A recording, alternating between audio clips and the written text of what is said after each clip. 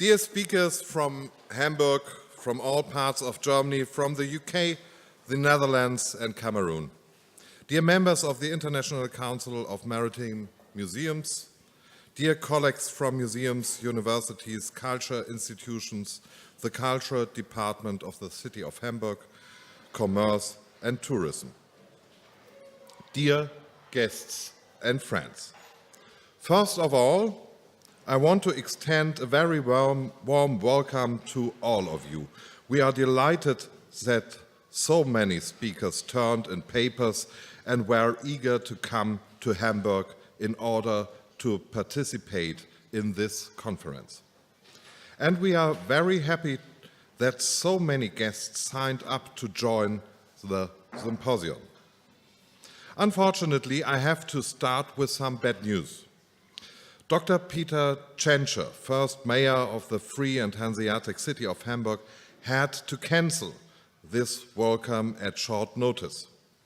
He expressed his deep regrets and asked me to forward to all of you his greetings and best wishes for an inspiring, successful and enjoyable conference.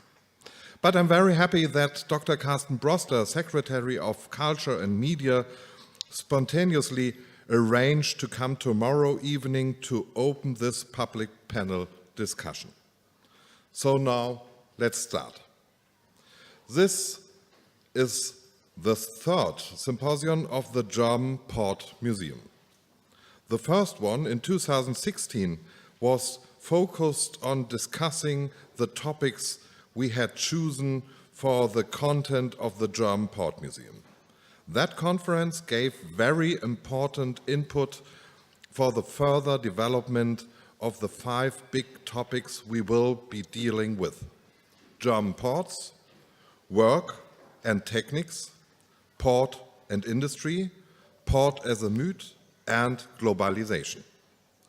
Our second symposium was on the iconic object of the Port Museum, of the German Port Museum, the tall ship Peking.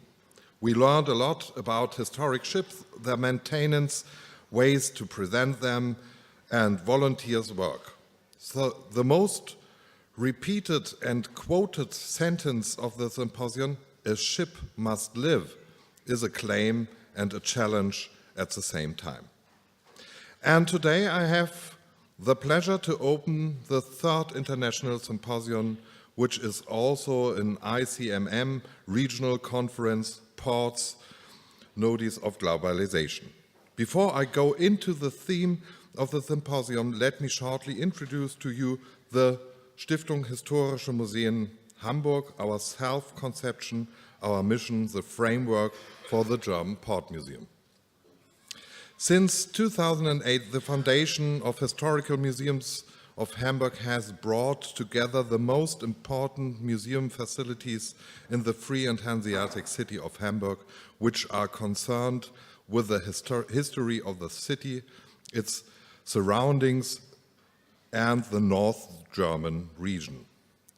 In addition to the Museum for Hamburg History, the large facilities which belong to the foundation are the Altona Museum and the Museum of Work. The other satellite sites include the Hamburg Port Museum, the Jenischhaus, the Warehouse District Museum, Speicherstadtmuseum, the Grocers Guild, Widows House, Kramer Witwenwohnung, the Millentorwache, and the Heinehaus. With their 3 large museums and 6 satellite sites, the Foundation of Historical Museums of Hamburg represent the largest museums complex for city and regional history in Europe. In the form of comprehensive and high-quality collections, the Foundation preserves the material testimonials to the history of Hamburg in all its regional, national, and international context. The Foundation's objective and mission is to successfully communicate this history in multiple formats to a broad range of local people and tourists. The general aim of the Foundation's work is to pay a significant contribution towards the functioning, peace-loving and democracy-orientated society. A variety of communication formats provides access to history in such a way that this perspective on our past helps to explain the complexity of our present. We intend to help visitors to achieve a better understanding of the causes and background of our ever faster changing world. The individual can thus find out about how the past and present are related, which in turn can help them to form a sense of identity and lead them to accept the complexity of oneself and its present surroundings. How can a museum accomplish a significant contribution of the society today? First of all, we have to take a close look on our visitors and potential visitors. The expectations and respective behavior of visitors and users of cultural institutions has changed dramatically over the last few decades and will continue to change as digitization processes. It's no longer useful for broad sections of society to know much about the contents and methods of historical museums. 30 years ago, it went without saying that many people had reasonably broad-based knowledge about the historical significant and outstanding individual objects or groups of objects. But today, that knowledge seems almost non-existent, even in highly educated circles. Historical museums in general are therefore faced with the task of adapting their dissemination and educational formats to keep up with these changing conditions while facilitating low threshold access with trivializing anything. Digitization, and particular in example, the distribution of content via digital communication channels is turning out to be quite a challenge, and particularly for historic museums. The digital possibilities need to be integrated in the way of culture contents are developed and communicated so they are relevant. The historical museums of Hamburg are facing up to this situation of changing respective behavior with a strategy of content-based outreach. In order to counter the diminishing relevance and traditional museums mediation, the outreach program is concerned with taking the wide variety of contents in the museums out of the exhibition spaces and into the community by using a range of different media.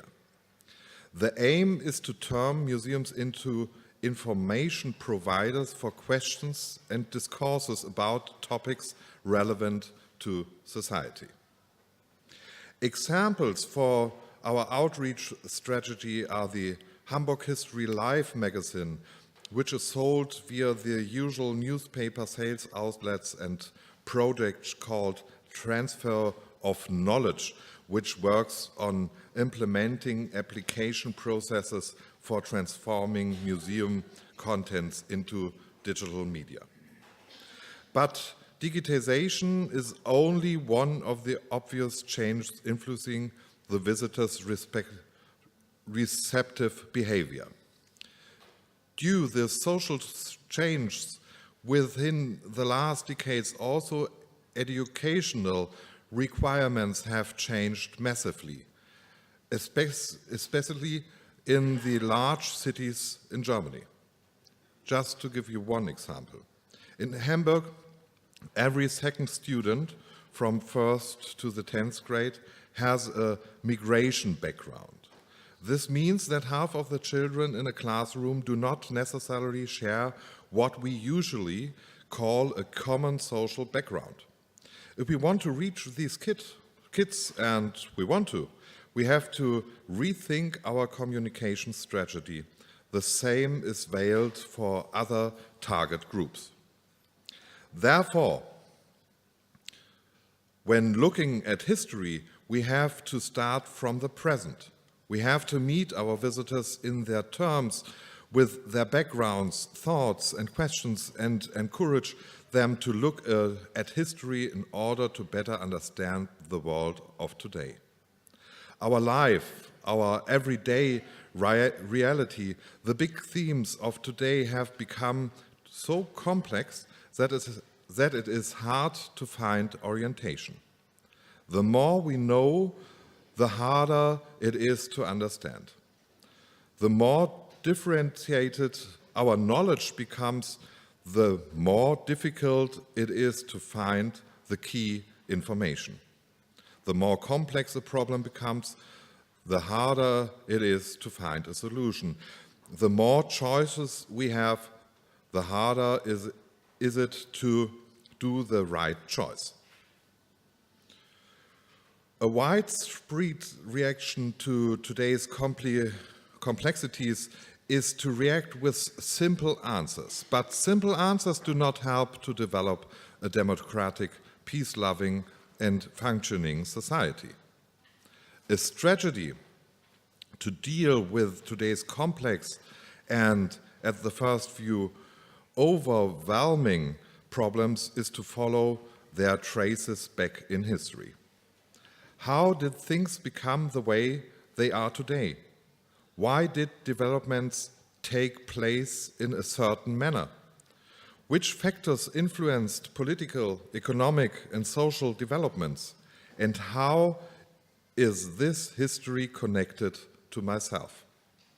The summary is shortly: we want our museums to become places for the discourse of history in order to better understand the present and to enable people to actively and responsibly from the future. The development of the German port museums give us the opportunity to do exactly this, to create a new place for the discourses of today's main topics by looking at and analyzing the past. And this is the reason why globalization will be the main topic of the German Port Museum. Globalization, and about the definition we will surely talk a lot during this next days, has shaped our present. There is no area of our life that has not been shaped more or less by global coherence and interrelations. Ports are nodes of globalization. There are visible parts, the ships, the piers, the harbour installation, the workers, the seamen. And there are invisible parts, the transaction of money, the costumes, the trade, the cultural exchange. There are all aspects of globalization to find in ports: industry, commerce, technology, politics, culture, religion, ecology. We will hear about all these aspects from renowned experts and researchers during the next days. It is extremely interesting and necessary for us to make use of a great advantage globalization has for us, the possibility of intercultural exchange and knowledge and views.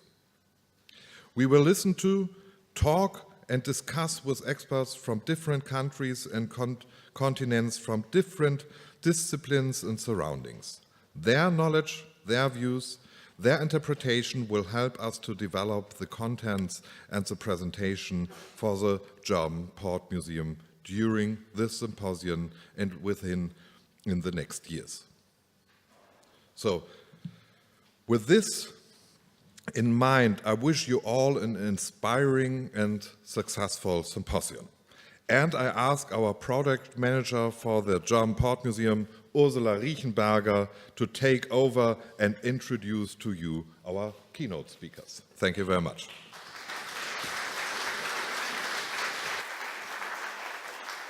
A warm welcome on behalf of the whole organization team. Thank you so much, Mr. Czech, for once again giving us the opportunity to take place to use your museum for this symposium.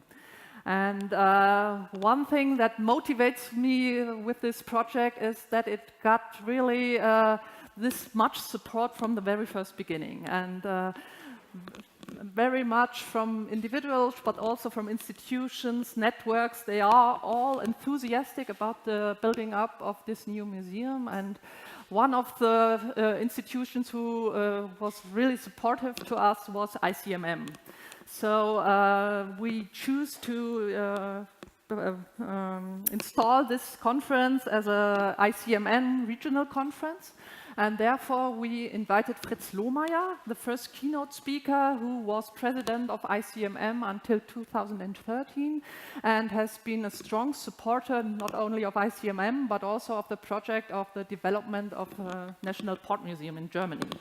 He was a participant on the first conference of the National Port Museum, and he advised us to look carefully on the main exhibits. A ship can sink a museum. I still remember this sentence, and have in mind that regarding the Peking, the four-masted bark, the iconic object for our museum, we have to really think carefully about maintenance and how to implement the Peking in our future museum. And Fritz is a very strong supporter for our project, and he did a lot of work with maritime museums. So I want to give you a short and brief view on his biography. Fritz Lohmeier graduated from Groningen University in social and economic history. From 1976 onwards, he worked as a freelance journalist, part-time North Sea fisherman, so I read, and historian and curator of the Maritime Museum in Groningen. Further on, he became director of the Fisheries Museum in Vladingen, and 9 years later, Fritz got back to content as a curator of shipbuilding in the Netherlands Maritime Museum Amsterdam. Since 2003, he worked for the Maritime Museum in Rotterdam, first as head of collections and since 2006 as managing director.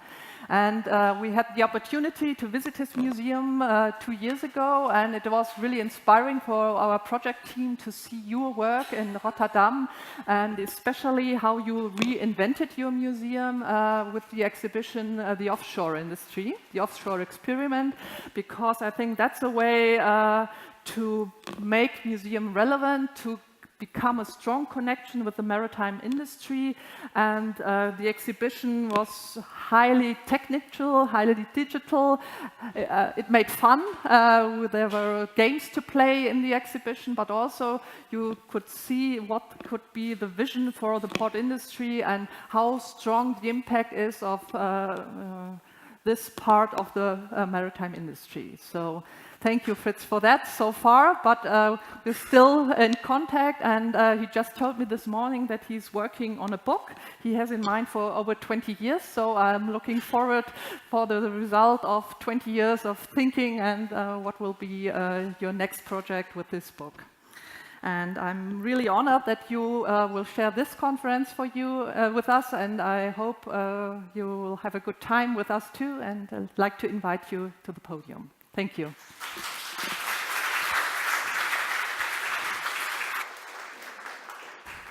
Thank you very much for your kind words. Ladies and gentlemen, do you know the feeling to be at the wrong party?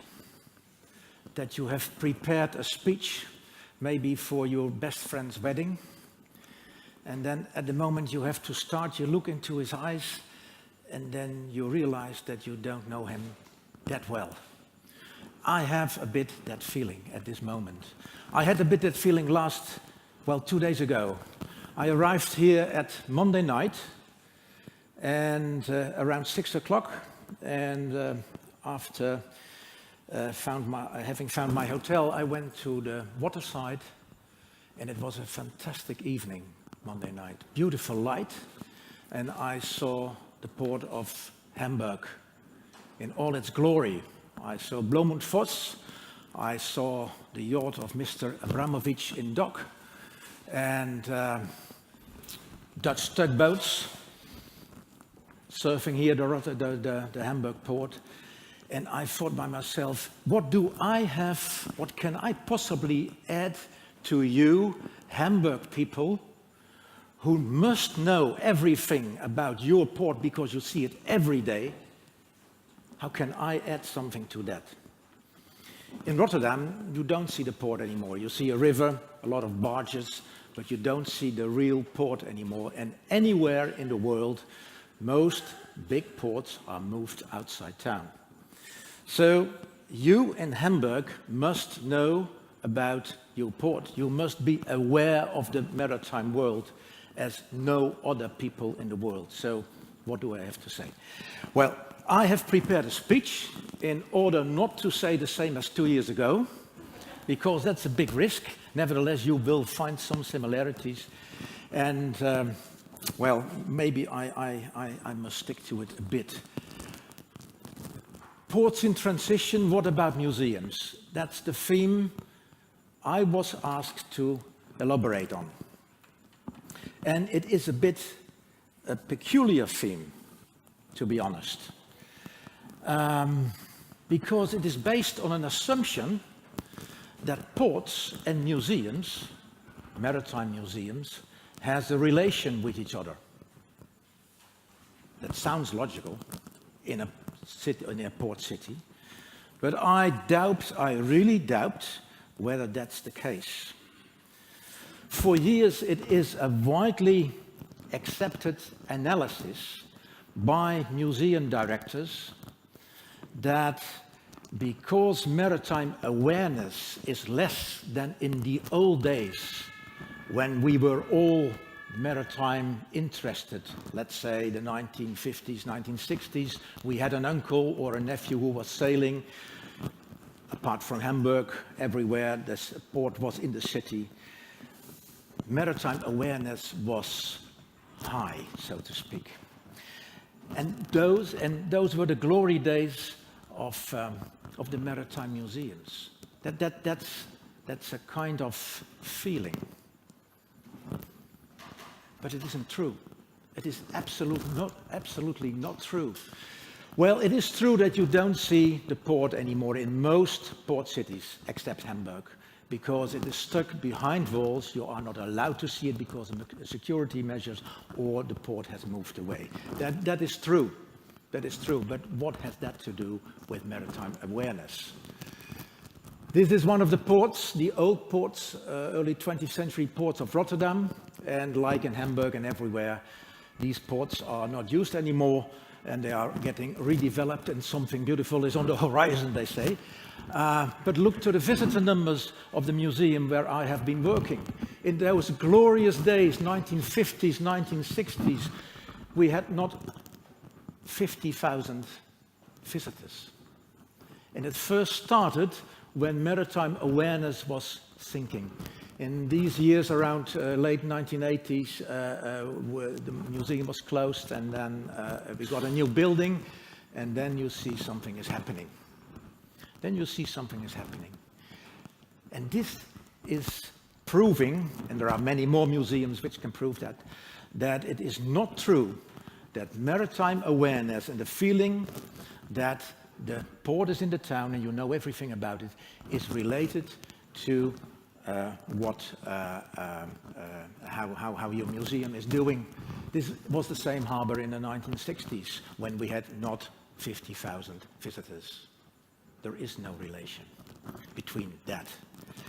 There is even, in my view, not a real relation between the maritime industry as a whole, shipping, shipbuilding, offshore industry, whatever, maritime industry, and museums, even maritime museums, generally speaking. Not many museum curators and directors of maritime museums have ever set a foot on board of a real ship. not many ever went to see, even not once.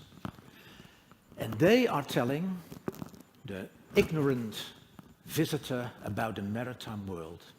They don't speak the language of the maritime industry, and they even don't understand much of the language of the maritime industry. And at the other side, you have the managers, the CEOs, and especially the marketeers of the maritime industry, and they don't have a clue, generally speaking, about the world outside their business-to-business comfort zone. That's their world. They are used to communicate business to business because that's the way they are making money. And they have, and that is really an experience over the years I have got, an astonishing lack of interest and fantasy to change their methods of communicating, and most of the companies don't understand that you need the general public to establish a real image. The maritime industry, because maritime awareness in society is low, and maritime awareness by politicians and decision makers is low, the maritime industry has hardly an image, and if it has an image, it is a bad image. Polluting. The big container vessels, they are polluting more than all the cars in the world. You will read it every day in the newspaper. The offshore industry is killing the polar bears on the North Pole and the South Pole, etc. There is no image or a bad image. So there are two ways to deal with it.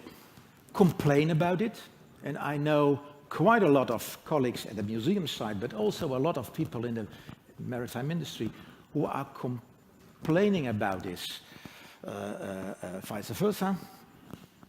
But I look differently on it. I think this is a fantastic opportunity.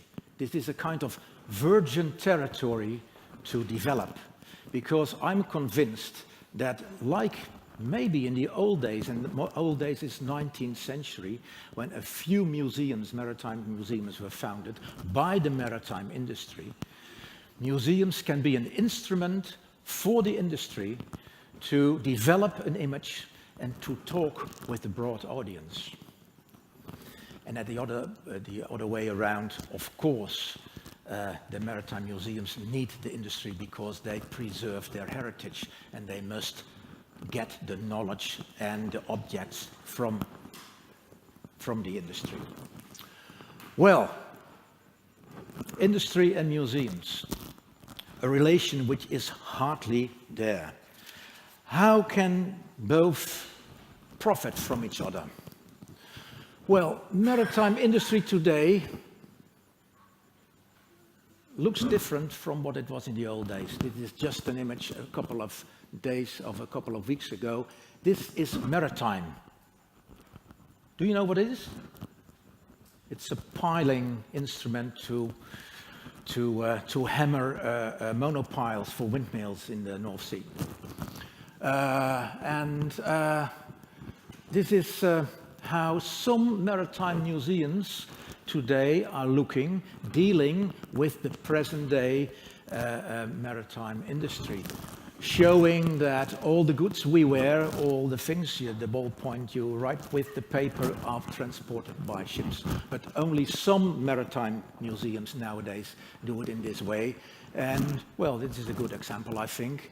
In that way, you can tell your audience, a broad audience, what it is to be at sea. You can play a role in labor communication by telling about the work in the maritime industry, telling that dealing with ships, operating in ports, or whatever part of the maritime industry is, generally speaking, not heavy, filthy work anymore, already for a long time, but it is from blue collar to white collar. If that is a good thing, I don't know, but it is what it is. And you can tell about people like you and me, not very strange people, not strange looking, an average man who is captain on a vessel, a big vessel like the Maritime, one of the biggest container vessels in the world. Or this British engineer working on board of a Dutch offshore vessel. Or this third mate on a ro-ro vessel, the Maersk Flanders. This is present-day maritime labor. And this is pipe laying with clean hands. Not everybody on board has clean hands, I must admit, but it's only a minority. This is not on a technical university. This is in the control room of a modern pipe-laying vessel. Hardly anybody knows about it. Hardly anybody knows about it, and it is very, very interesting to talk about it and to show it. When ports were looking like this, let's say 120 years ago, museums were looking like that. But there is quite a number of museums today who are looking exactly the same. This is the new Naval Museum in St. Petersburg. And when I was there were 3 visitors. It is huge. Thousands and thousands of square meters with ship models and paintings. And to be honest, I love it. But the broad audience, well, it is another ship model and another room with ship models again. What do they have to think about it? This is still the majority in the world of maritime museums. Maritime museums are conservative. And most museums, maritime museums in the world, are still sticking to showing as much as they have. Well, you have seen this before 2 years ago, but I can't help to show it again. New out, but well, because I think this is where it is all about.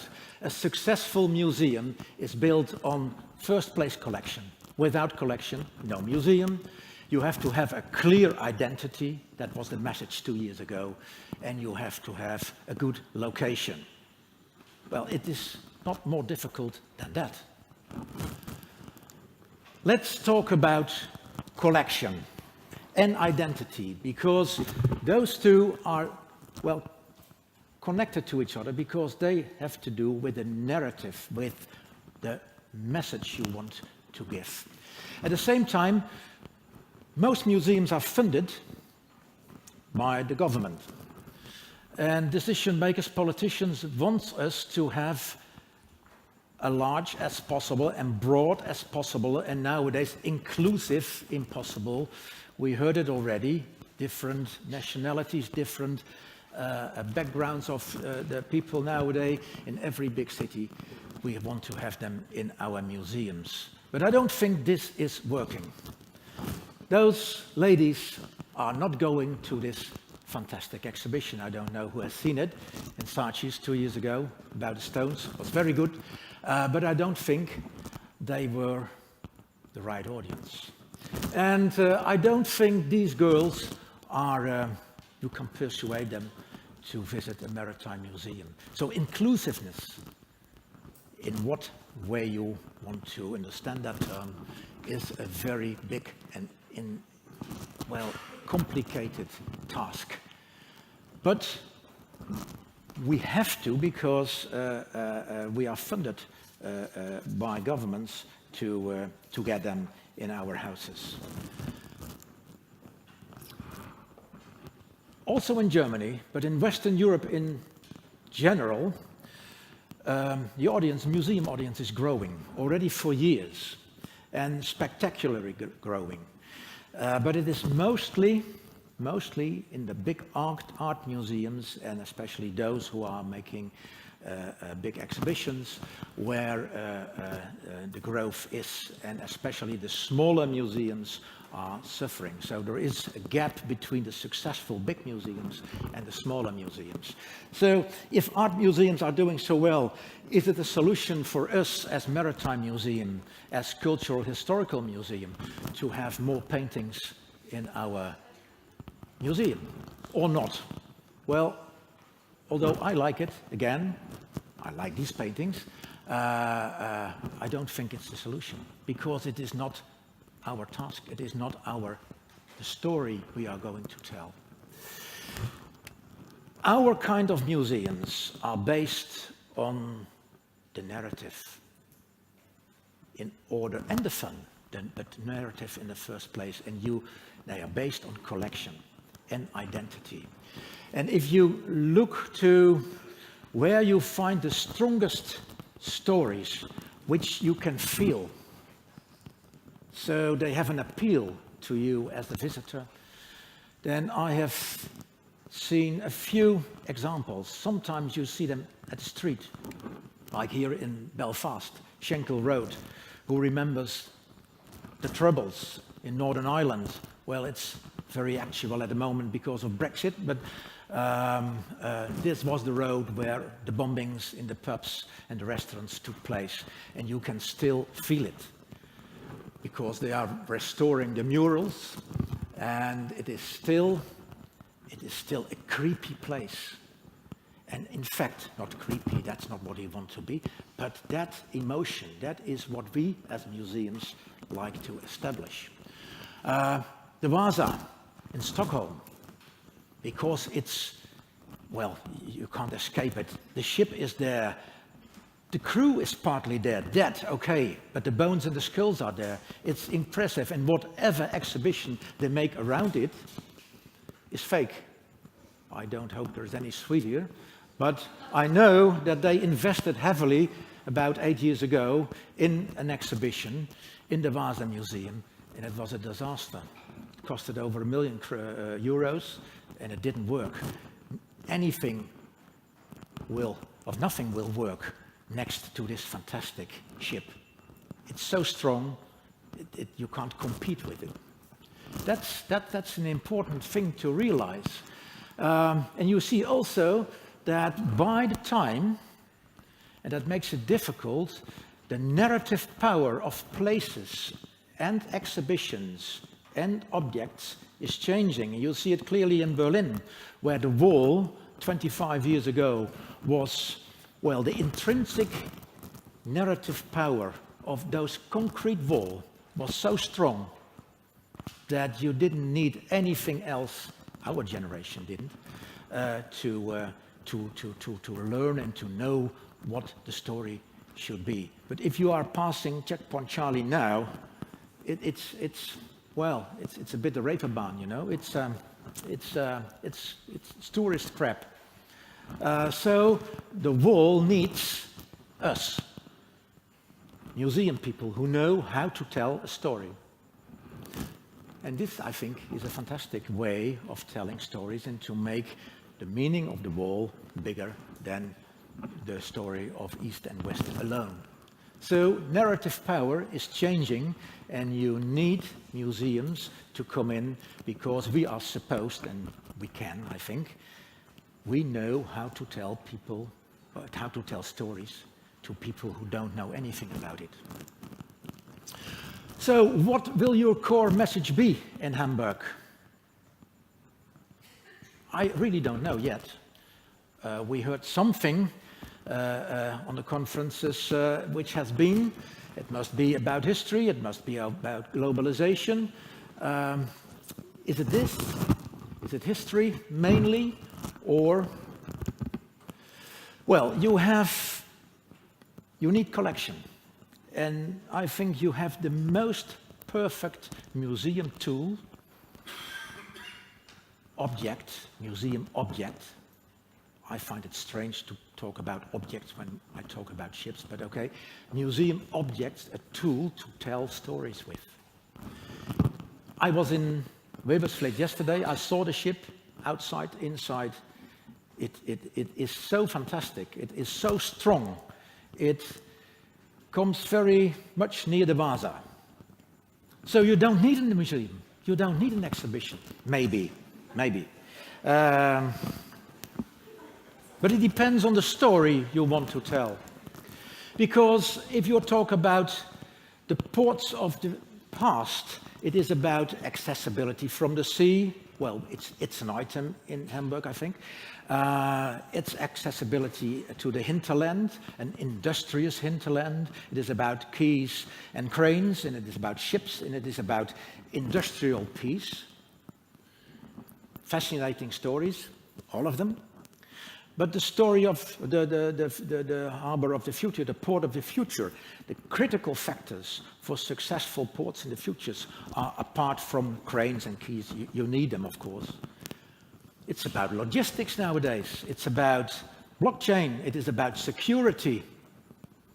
And how does that relate with this ultimate representative of bygone times? For me, it's a question, and I hope to hear answers here today, tomorrow, because this is a fantastic tool. But which story are you going to tell, and how are you going to relate it with this vessel? Do you do it in this way, where you have a trawler from, I think, 1948, a Newfoundland trawler in Portugal, which is there.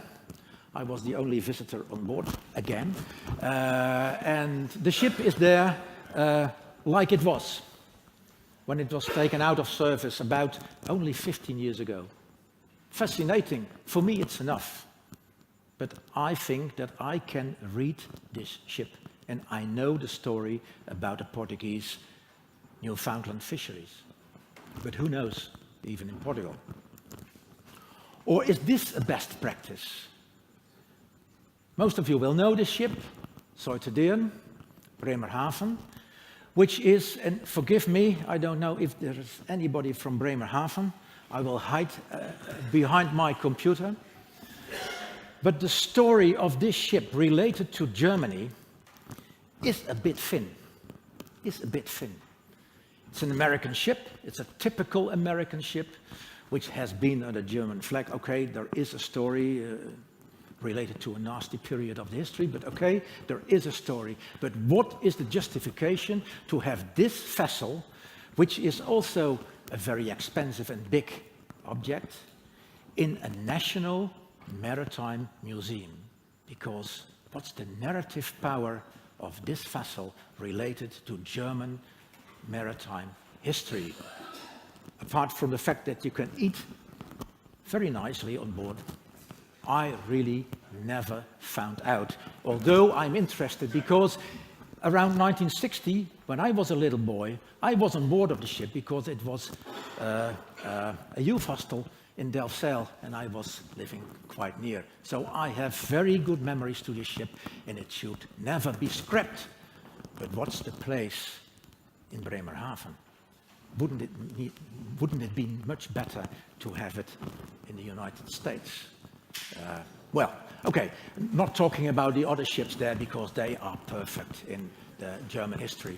And best practice, this, I can talk about it because I did it myself. This was a warship, 1868, of the Maritime Museum in Rotterdam. A museum which is devoted to the port and merchant navy in the Netherlands. No Königliche Holländische Marine at all. And the biggest and most expensive object was a warship. So we got rid of it. And we found, happily, a new owner. Took a while, but we found a new owner, and you see, he's glad with it, because he organized some music, and we were glad that we got rid of it, because we didn't want to pay it anymore, and more important, we needed the space in our head to have focus on where we were really working on in the Maritime Museum in Rotterdam. So this is a good lesson as well. Well, and then about location. It is identity, it's collection, and it is location.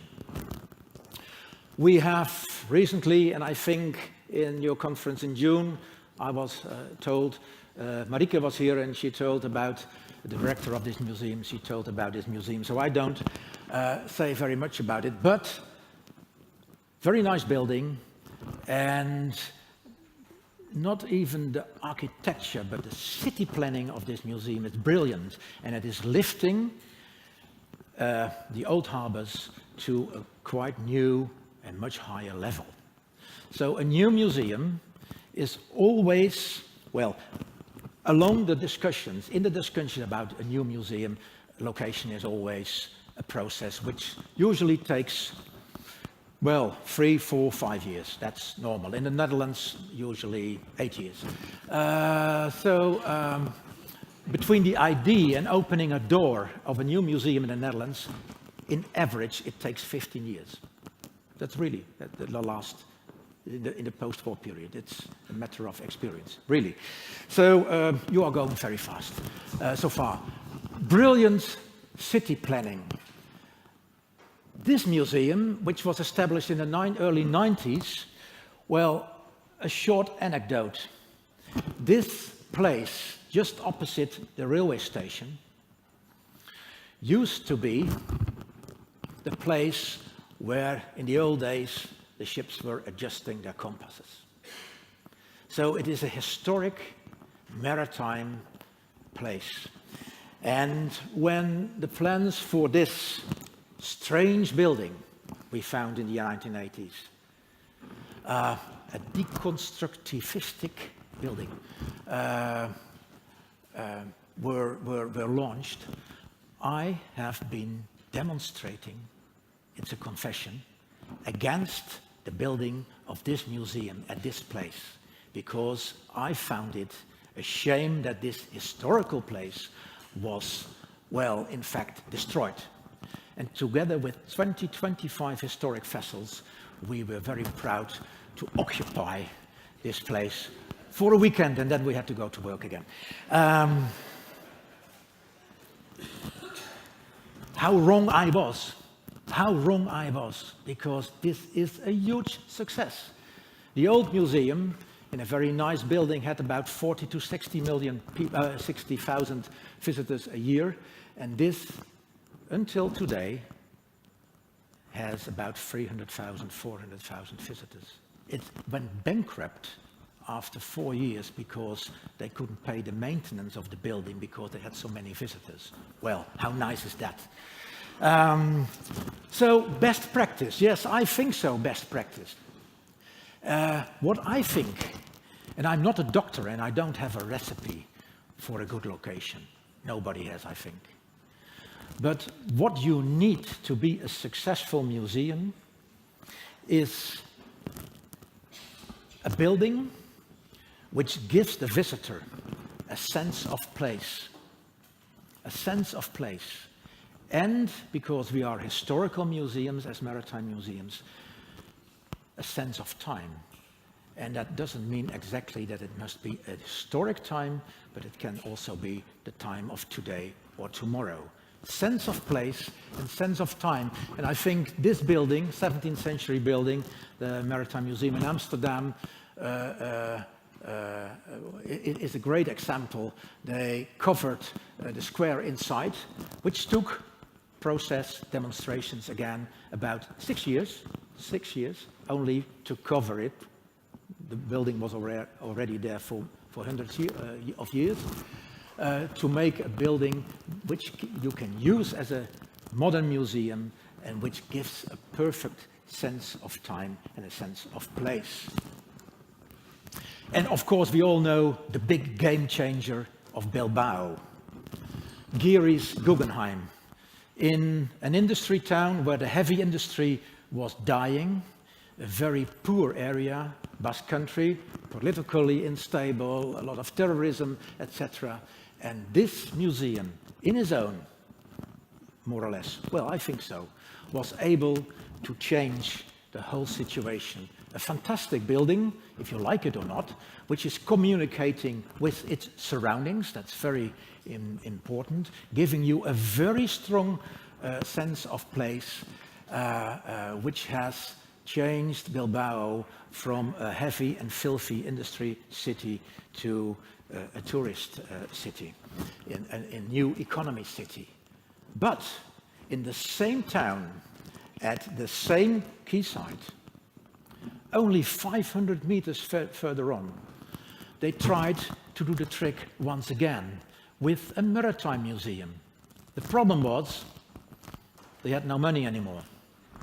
So they had huge ambitions, but no budget to make a real good new museum. So it became a compromise, and a very sad compromise. The idea was okay.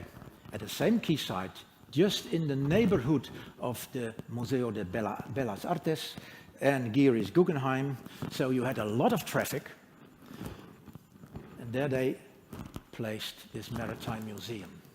And if you go there, then you'll see the dry dock, because it's an old shipyard. Perfect idea. It's green, it's grass.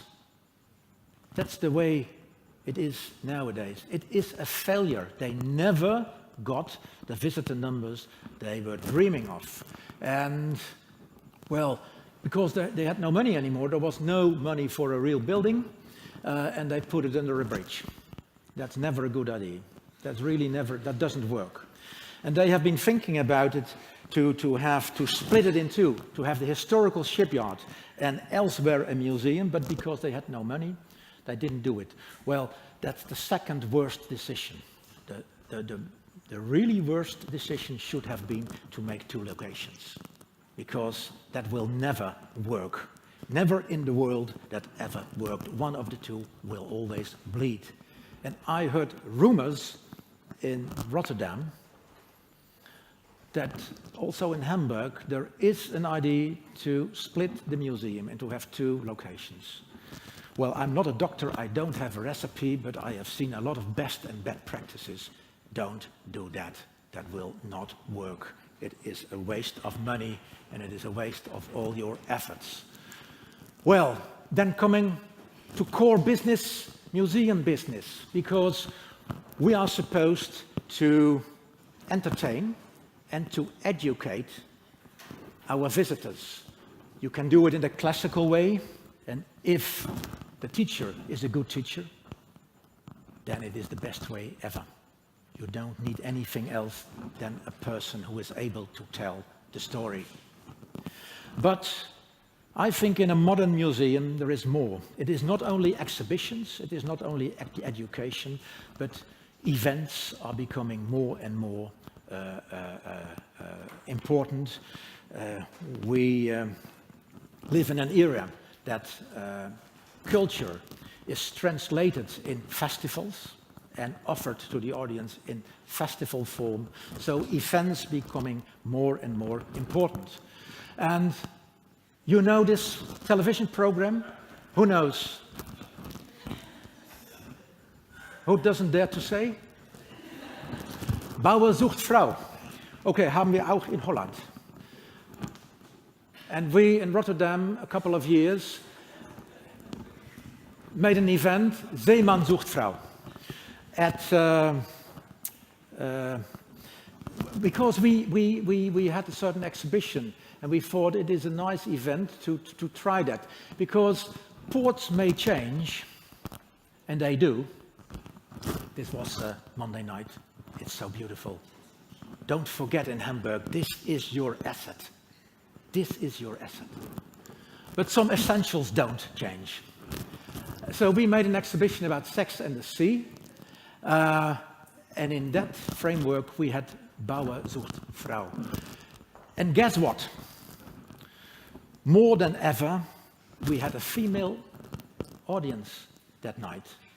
And they were all paying for it. We were surprised. We were really surprised. What I want to say is, don't be afraid to mix what is in an old-fashioned way called high culture and low culture.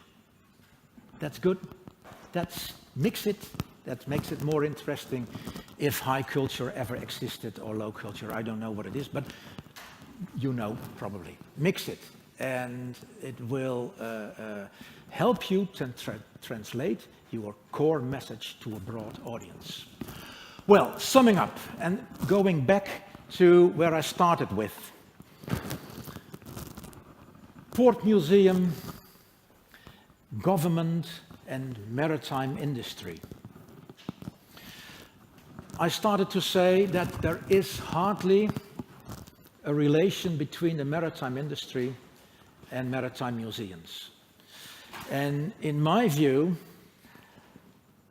a new harbor museum in Hamburg is a very beautiful occasion to change that and to bind the industry to the museum, to establish a relation. Not in the old-fashioned way that we have a museum and we don't have enough money, so please help us. That will not work. Maybe for 1 or 2 exhibitions, but that is not what really will work.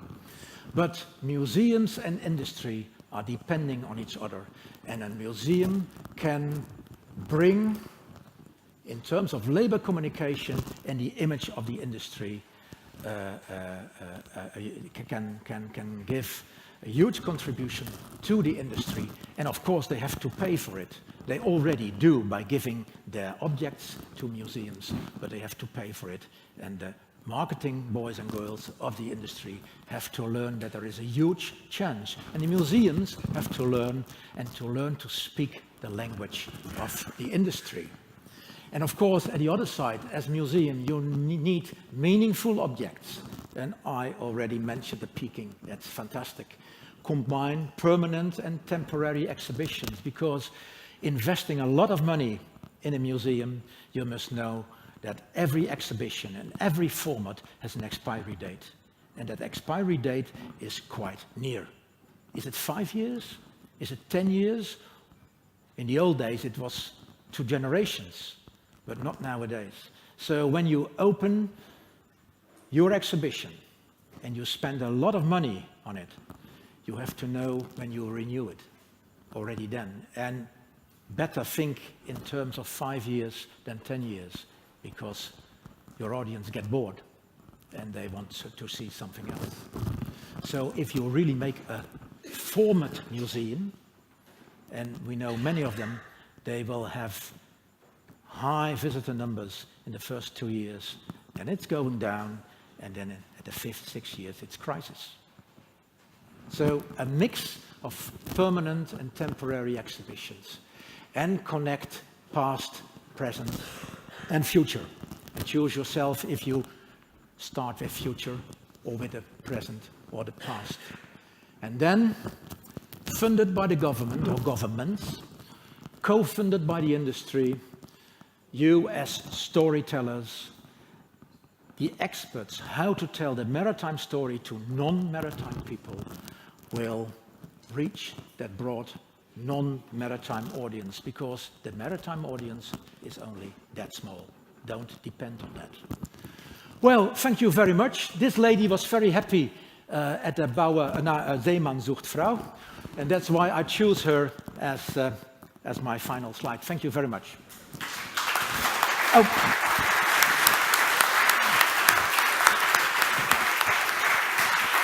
Sorry, I forgot one thing. I forgot that generation. That's where we are making the new museum for. And that is not an easy task, as you see. Because how do we interest those kids, which are very much focused all day and night long on that, and teach them to like objects like this? Thank you.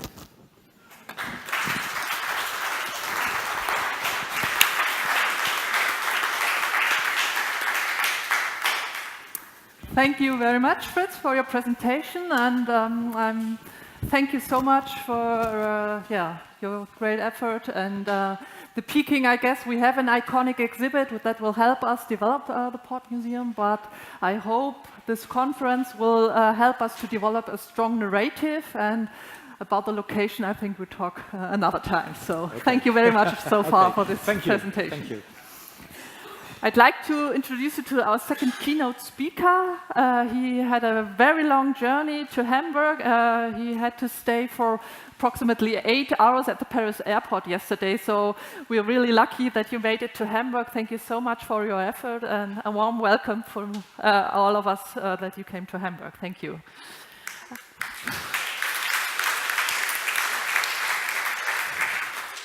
Our first contact was via email, and I can tell you he is a really smart and comfortable person. He described himself as a bit skinny with a tooth gap and some gray hairs on his head. So maybe you will check his tooth gap sometime, but apart from his outer appearance, he is a really has profound knowledge on the main narrative we want to develop for the National Port Museum on globalization. He is currently a senior lecturer at the University of Buea at the Department of History. Buea is the capital of the southwest region of Cameroon and was for some time the colonial capital of German Cameroon. So there's a strong connection between Germany and Cameroon, and especially the town Walter is coming from. He holds a PhD in social history, social anthropology from the Leiden University. He stayed there for several months in the Netherlands and did the same in Amsterdam, where he was a visiting research fellow at the International Institute of Social History. And his research is focusing on globalization. He has a special view on globalization, how Europe dominated globalization. So I'm really looking forward to your presentation and invite you to come to us in front.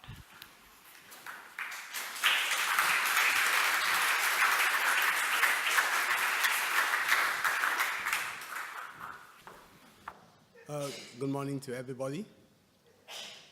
I think that Ursula has made an apt introduction of me. And interestingly, we have a very topical reflection this morning. Oh, I don't know. Thank you. Thank you. Is it okay? Okay. I was saying that we have a very topical and interesting topic this morning to reflect on, and it is on globalization in West Africa. And beside that, we reflect on the Victoria port city, which is found in English-speaking Cameroon. And before I will go into that, I will first of all want to answer a question that has not been asked. Because I know that the people are very curious to see the port of Victoria. But now, it does not even exist. Why? I say so because building a museum of this nature gives me an additional joy, because we can preserve something. But the port of Victoria, which for long had a link with Hamburg, might have only its narrative, might not have any picture any longer. The port is not even there again. It's not even functional. That is why I say I needed to say that before. And also, to say that those who are putting up this museum should be seriously lauded for that.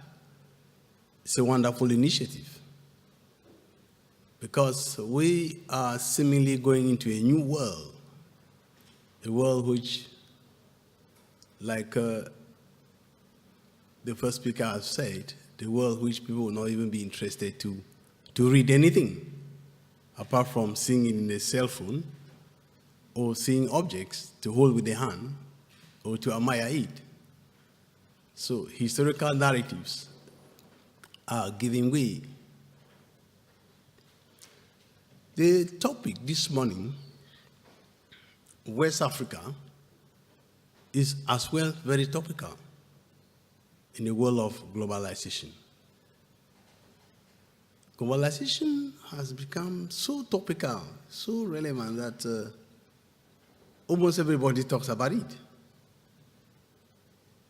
And people have spoken about it in many different ways and carrying different meanings.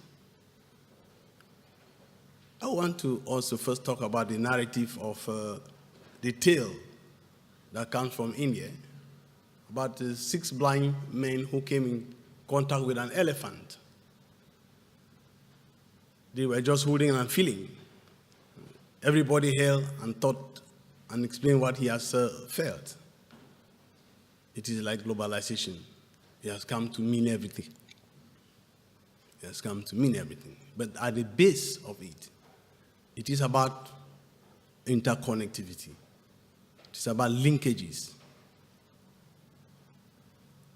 And I thought that from my readings, I was thinking so much of Europeanization than that globalization. And that is one of the reflections in the course of our discussion.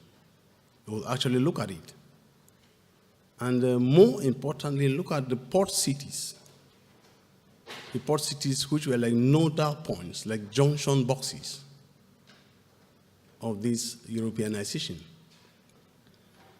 Europeanization, in this sense, will not possibly be about, or the way that it has been used in the EU, because European Union, there was a lot of talk about the Europeanization. Movement of cultures, movement of ideas. But I also want to see how these cultures and ideas pass through port cities, get into the hinterlands, get into the villages. How was this possible? And so we took West Africa. Well, West Africa appears one of the oldest parts of Africa that had contact with the continental world, with the other part of the world. We use this? Yes. Okay. Yeah, it's very obvious that most of us know where West Africa is. And if you look at that map, with the exception of Burkina Faso, Niger, and Mali, you discover that the entire West Africa has a coastline. That's a coastline, which made it to have natural ports. And natural ports. You hardly get landlocked countries in West Africa. You hardly get it. And so, our importance here is to see how these port cities developed. Is the port the same as a city? Or is port city meaning the same thing? If you look at that, the first issue here is, if you need to situate globalization in West Africa, we cannot put it in timelessness, but we'll at least understand that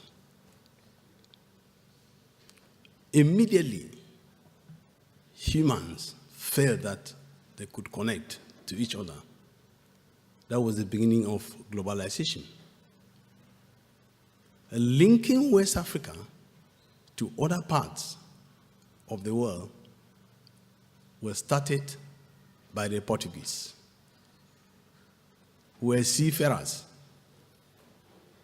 And we came to know that there was a prince in Portugal, Prince Henry, who was nicknamed the Navigator, because history assumes that he came down from West Africa, no, from Portugal through West Africa.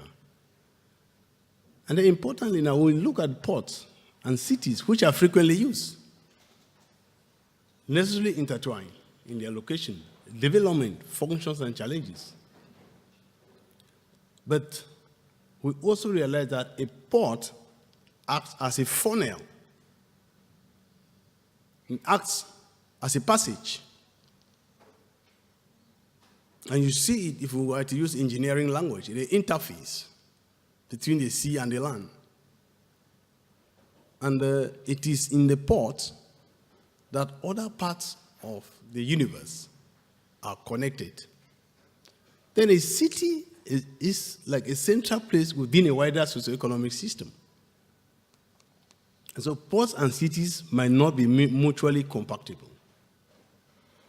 But whenever and wherever it has been, the port has been, it is well developed. And then the question comes now. Should we be talking about, sorry, the spelling of globalization is wrong.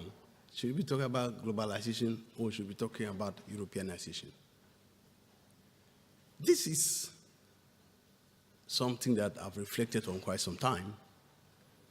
And I think I made my first presentation on this type of a discussion in Gothenburg, the Center of Global Studies.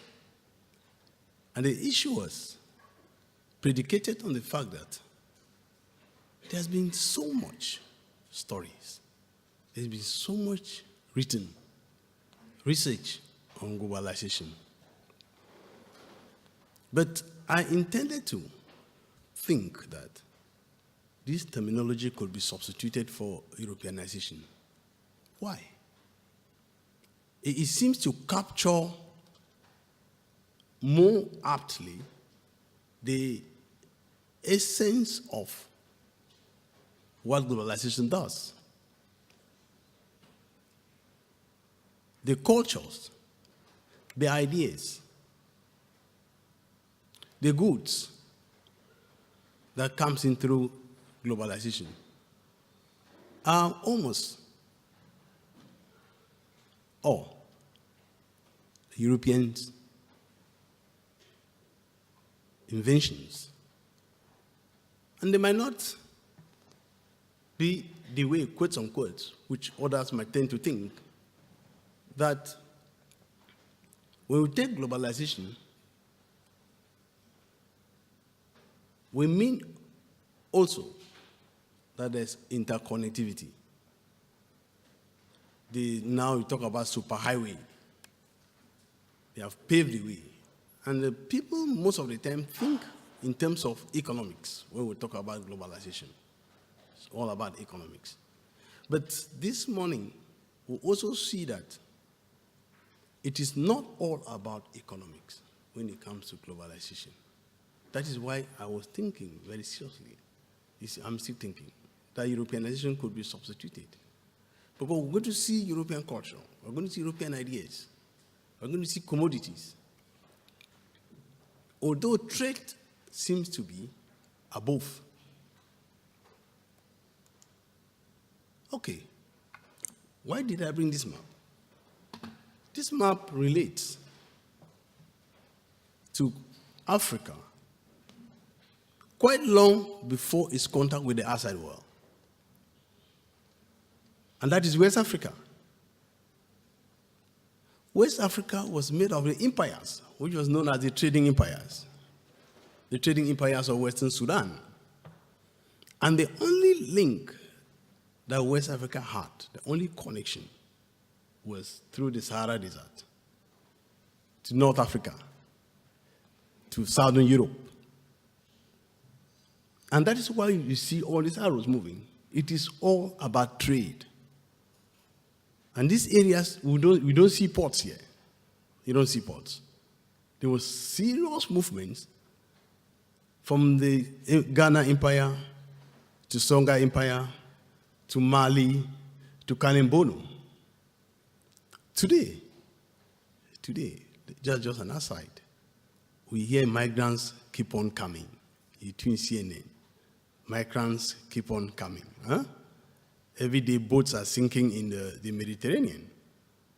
these migrants, interestingly, are using the same roads. They were used more than 600 years ago, passing through Agadir, passing through Arawan, passing through Tegaza, to Tripoli, to Tunis, and across. So this was also to show that at any one time, so far as Homo sapiens were there was always that need to connect. There was always. And then now, we come now to where we find foreign contacts. Some historians will call it foreign invasion. But it was a complete age, the age of the sails. The age of the sails. The age of the sails will refer to that age where there was that seafaring. They had just started building ships that could tame the oceans, the ocean winds. And this was the earliest period, which is often known as voyages of discovery. I have a problem with the voyages of discovery because it was always claimed that they discovered. There's always a claim that Europeans have discovered this. Christopher Columbus discovered America. Bartholomew Dias rounded the Cape of Good Hope. It was always about discovery, so they call it Age of Discovery. And they say Portugal championed it with Prince Henry the Navigator. And it was then that West Africa had the first contact with Europe in the 1400s. If you can have just a look, okay, if you look at a map from Ceuta, that is from Portugal, Prince Henry moved down close to 60 years. And then, reaching the Horn of West Africa, Fernam Gomez took over from there. At that time, we could start to see Emina, for those who have been to Ghana. Emina is a very serious port in the West African coast in Ghana. And that was owned by the Portuguese. And by the time we come to the next stage, you will discover that just close to Emina, the British constructed the Cape Coast Castle. And these castles were constructed on boats. And it was during the Second Age, which was now the age of slave trade and slavery. We are not interested in slave trade or in slavery. But the interest here is how these ports developed into cities and what they meant to the age of globalization. Okay, we look at the age of slave trade and slavery.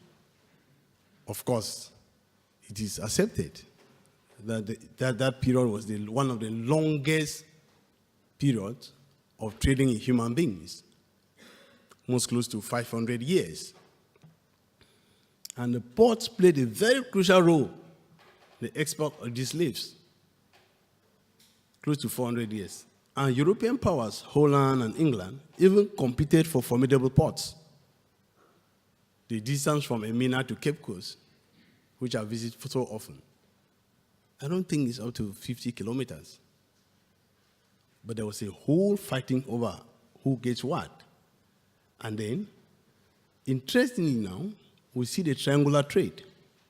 And the triangular trade was buying slaves in West Africa, getting them sold in Latin America, taking spices from Latin America to Europe.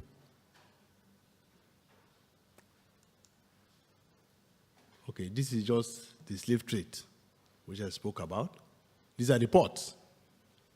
You see the number of ports that came into West Africa or developed in West Africa, from Freetown right up to Lagos and Bonny. All these were slave ports. Slaves were bought from these particular areas. And from then, we see the triangular trade.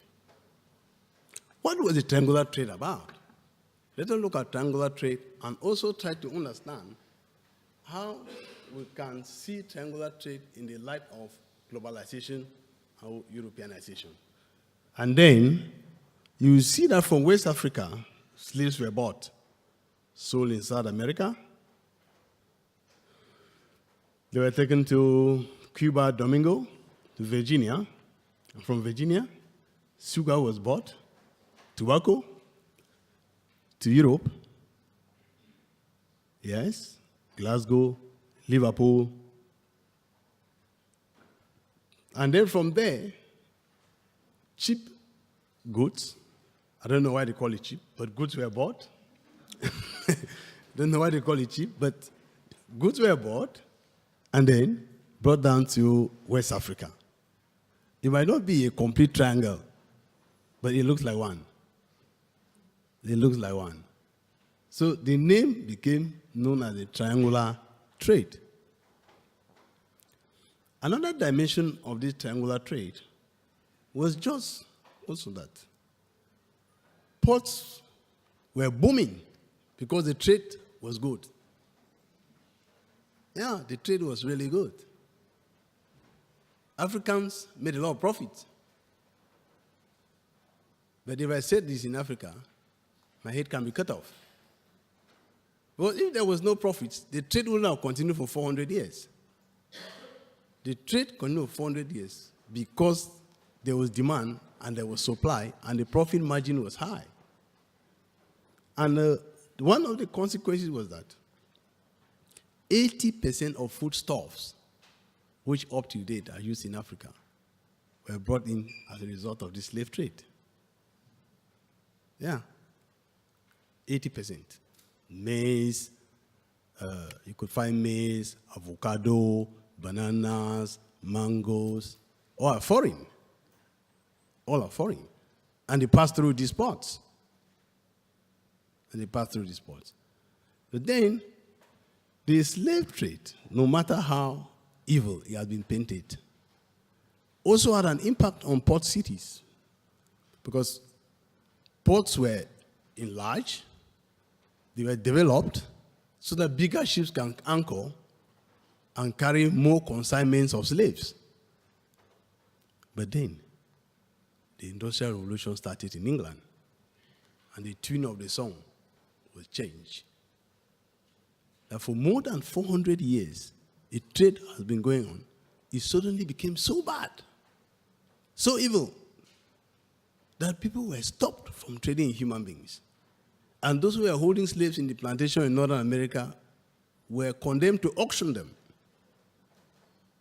because the work that was done with the hand was redundant since machines had been discovered. And what came into the place now was legitimate trade. And that was the period of the empire. The period of the empire is a period of colonization. The period when European powers took the lead now. Took the lead to partition Africa. And it is told that it was in Berlin in 1884, 1885, that the way in which Africa was partitioned took place. And what did it mean? It is this legitimate trade, quote unquote, legitimate trade, that we see goods, call them modern goods, call them any type of goods, cloths, radios, mirrors, coming down. And development in these ports now, in colonization now, plantations were opened.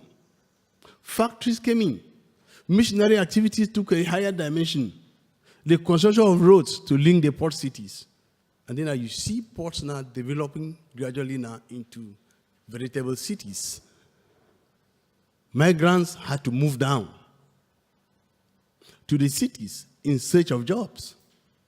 They were to get money, and money was to enjoy European modernities. So port cities now became melting pots of culture. Different people came into these ports. And hospitals became very important. Diseases spread. So you discover that in the study of port cities and globalization in West Africa, there are several tragedies that we could look at it. You see that ports develop in very organic way. Roads are constructed to meet ports. Hospitals are constructed. Schools are constructed. And now, not only ports remain. Cities now come into it. And then port cities now become a veritable funnel for all type of global issues. Oh, sorry, what did I do? Okay. After that, now we'll come into where we will. Where does all this now fit into the Victoria Port City? When we talk about so much of West Africa, does Victoria give us a clue of all what we're finding in the port cities? All right, I started by talking about globalization or Europeanization. And I spoke about European culture, European ideas. Victoria. Victoria is not an African name. It's not an African name. Victoria is a city with its own specificities. One, Victoria began as a missionary port. It was bought by a missionary, Afriseka, and decided now to name it by using the name of the Queen of England at the time, who was Victoria. We have Victoria all over the world. You go to Australia, you see Victoria. You go to East Africa, you see Victoria. Victoria all over the place. That's one specificity. The second one is that Hamburg, in which we are standing and talking, has an interesting and curious relationship with Victoria. Through Janssen Tourmaline, plantations were opened in Victoria. Even before Cameroon was officially colonized by Germany, Hamburg traders were already there. Bremen traders were already there. Woman was already there. And these were people who convinced the German Chancellor in the 1880s, Otto von Bismarck, to take a roundabout turn to have interest in colonization. Bismarck was never a colonizer. It was never in his foreign policy. Once he has gotten German unification in 1870, Bismarck felt that he needed no place under the sun and preferred to embark on the building of the German Empire. But Woman and other traders from Hamburg, who had already been to the Cameroons, even before 1884, it is said, had to convince him to get a land, to get Cameroon. And when Bismarck finally accepted, Bismarck sent out Gustav Nachtigal. And that was the person who sailed to Cameroon in July 1884 to get it. And he had to sail through North Africa, coming down through West Africa, and getting to Douala. So what happened was that while the port of Victoria was open by the British missionaries, it was finally the Germans that actually used that port. So how did it develop from then? All right. In a Cameroon map, I prefer to bring this map because I also wanted us to see where Victoria is located in Cameroon. This map is, just call it a crooked map, just to illustrate something. But this is what we call Anglophone Cameroon, the map of Anglophone Cameroon. Cameroon is made out of English and French, the bilingual country. Call it a bilingual country, but my French is very bad. But then, 2 of the regions are Anglophones. So this is the part. And this is the part of the region now that is giving the highest headache to the Cameroon government, because a set of people just emerge and say, oh, they want to be independent. So this English part of Cameroon wants to be independent now. And Victoria is founded. You see Buea. From Victoria to Buea, I think it's about 20 kilometers. The German capital. Unfortunately, this was not really my focus. I would have shown you very good images of Buea, what the Germans left in Buea. Because when the Germans took over Buea, it was one, because of the climate. Buea is 800 meters above sea level, and it is on the foot of the highest mountain in West Africa. Mount Cameroon is 4,700 meters. That's where this has a real temperate climate. And so in Victoria, because of the volcanic soils, the Hamburg traders had already opened plantations and saw the port, the natural port, to be so necessary in shipping out these raw materials. Oh, already I've said that. And one of the things that made Victoria different from other ports is first that it was a missionary. Although the missionary buying the port justified his objectives on the basis of economics. Alfred Seca. He preferred that. So unlike other ports of Accra, Lagos, Abidjan, this particular port did not have problems with the indigenous chiefs. And Alfred Seca bought it as a form of investment. For a very long time, Victoria petered out as a port. That's why I said I have no picture to show. It petered out as a port because it became entangled with the national politics. Cameroon gained independence. It's one of the countries that got independence twice. Cameroon had independence in 1960, Cameroon had independence in 1961. You might ask me why. The French part of Cameroon had independence in January 1960. The English part of Cameroon only voted to join the French part in October 1961. So we seemingly have 2 dates of independence.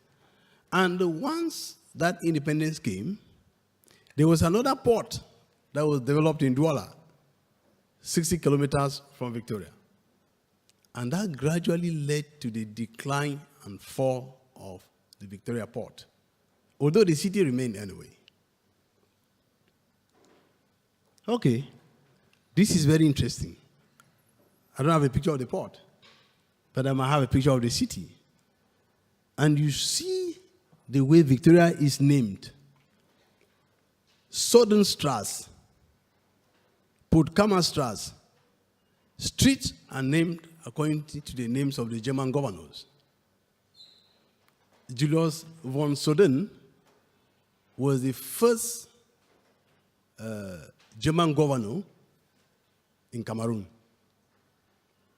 And so there's a street, it is showing, but here I don't know which one is which, although I live in Cameroon, but that is how it was named. But in Potsdamer, a lot of development was done by him. And so streets were named according to him. And another aspect of Victoria was trade. It was a booming trade. You see the connection with the outside world. You see the exports. Bananas, cocoa, coconuts, palm kernels, palm oil, rubber, wood, timber. These were imports. And I only took from 1933 to 1936. 1933, 34, 36, 37. And then, these are just some of the countries whose ships docked in Victoria. In fact, I did not see any part of the world that did not bring a ship into Victoria. Right to Czechoslovakia, Portuguese, Switzerland, Portugal, all these came in. which also shows the internationalization of that port and how it was gradually getting into a very large city. What happened? When ports are developed, one of the things is that roads are always constructed to link the ports because people always want to come to the port cities. That is how it operates in Africa. What does a port city mean? So what does a city mean? People come out from the rural backyards, and they prefer to come into the city because the city is where they make it, quotes unquote. They feel that in the city, they'll get money. With the money, they can buy European modernities. They can send their children to school. They can do all sorts of things. And so, Victoria now pass on to the British. You'll be surprised why we're talking about the British Secretary of State, not the German Secretary of State. Why? The First World War erupted in 1914. And one of the people, the countries that was highly accused for causing the First World War, which is very contested today anyway, and debatable, was Germany. Germany was held responsible for causing the war. And were now condemned to pay for all the casualties. Germany was very strong. I don't say it because I'm in Germany now. But Germany was very strong during the First World War. And the only way for European powers to make Germany weak was to make Germany fight the war in Europe and fight the war in Africa.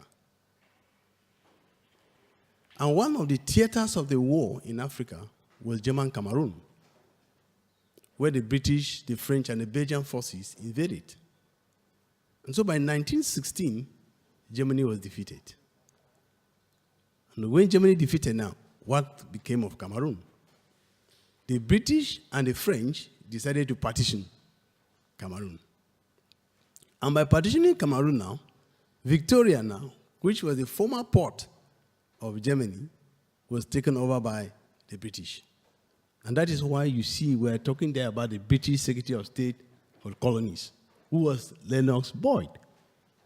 And he saw that Victoria was so vibrant that there should be a road that will link Victoria 400 kilometers into the hinterlands. And once that was linked, many people now could come in. Companies could go in and operate. And the consequences of that was this road. This road network. This road network from Victoria spans right up.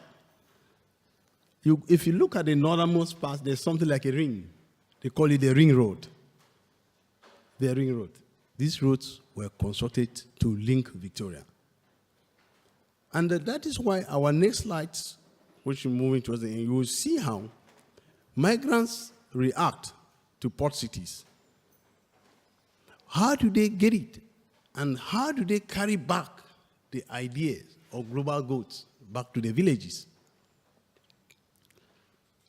By opening the road, many people had to come into Victoria.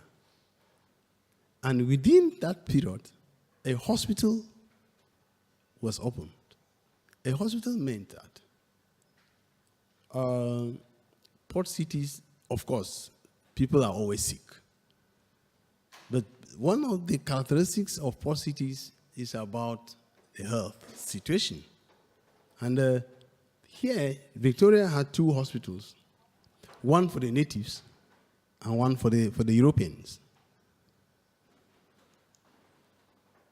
And one of the things I just want us to pause, you might not look at that, you might read it, but you might not read it. But it's a very interesting quotation. Why? Because I was doing some work. I was not really like talking about Victoria. I was talking about migration and social change. How do migrants how do migrants become agents of social change? And then I get somebody like this who had traveled to Victoria in the 1940s. Because in the 30s and 40s, Victoria was a household name. Everybody wanted to go to Victoria. And you had to trek for 15 days on foot to go to Victoria. And this is an interesting narrative for somebody who has never seen a ship. He sees a ship for the first time, and then he sees the sea for the first time, and then narrates it in a very humorous manner. And this tells us that we cannot just take ports and port cities for granted. It is other areas where memory works, where migrants come in, and they also take back.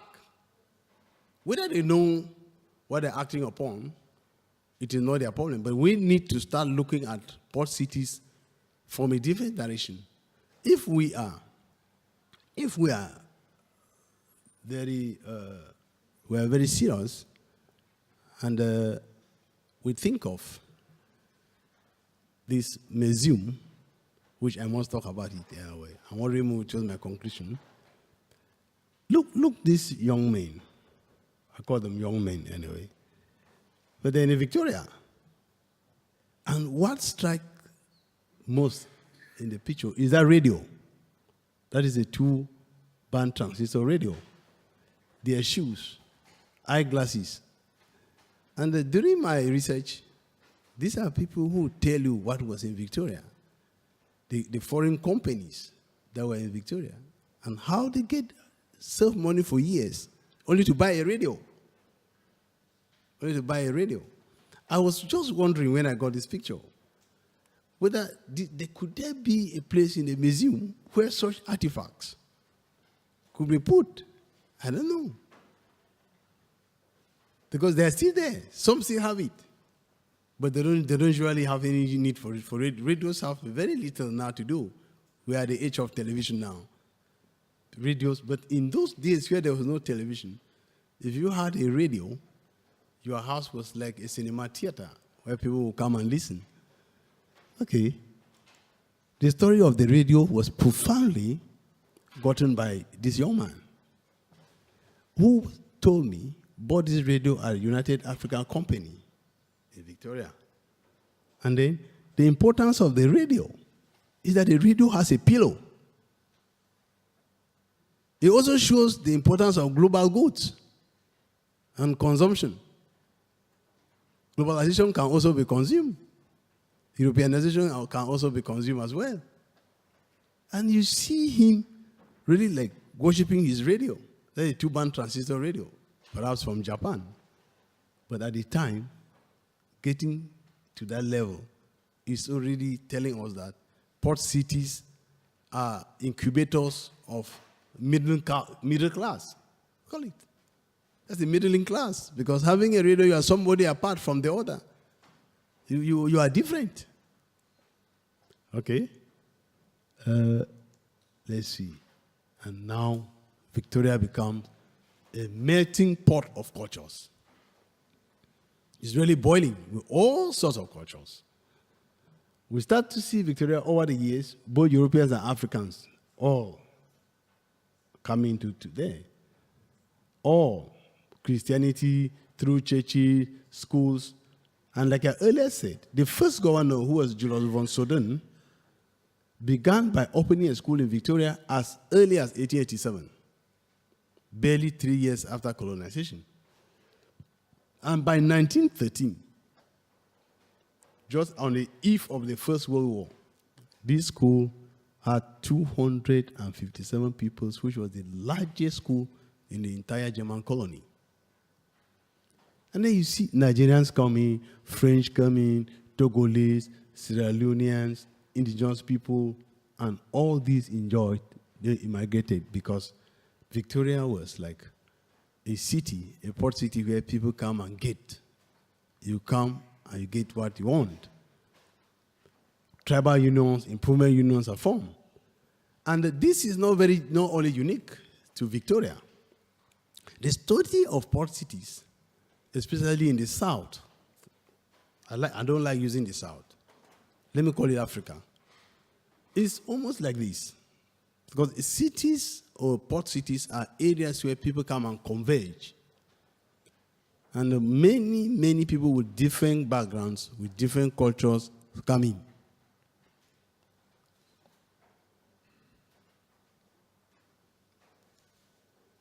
Okay. Now the decline and fall of Victoria. Victoria, if I was to put on a quality draft, Victoria rose, Victoria declined, and Victoria collapsed as a port.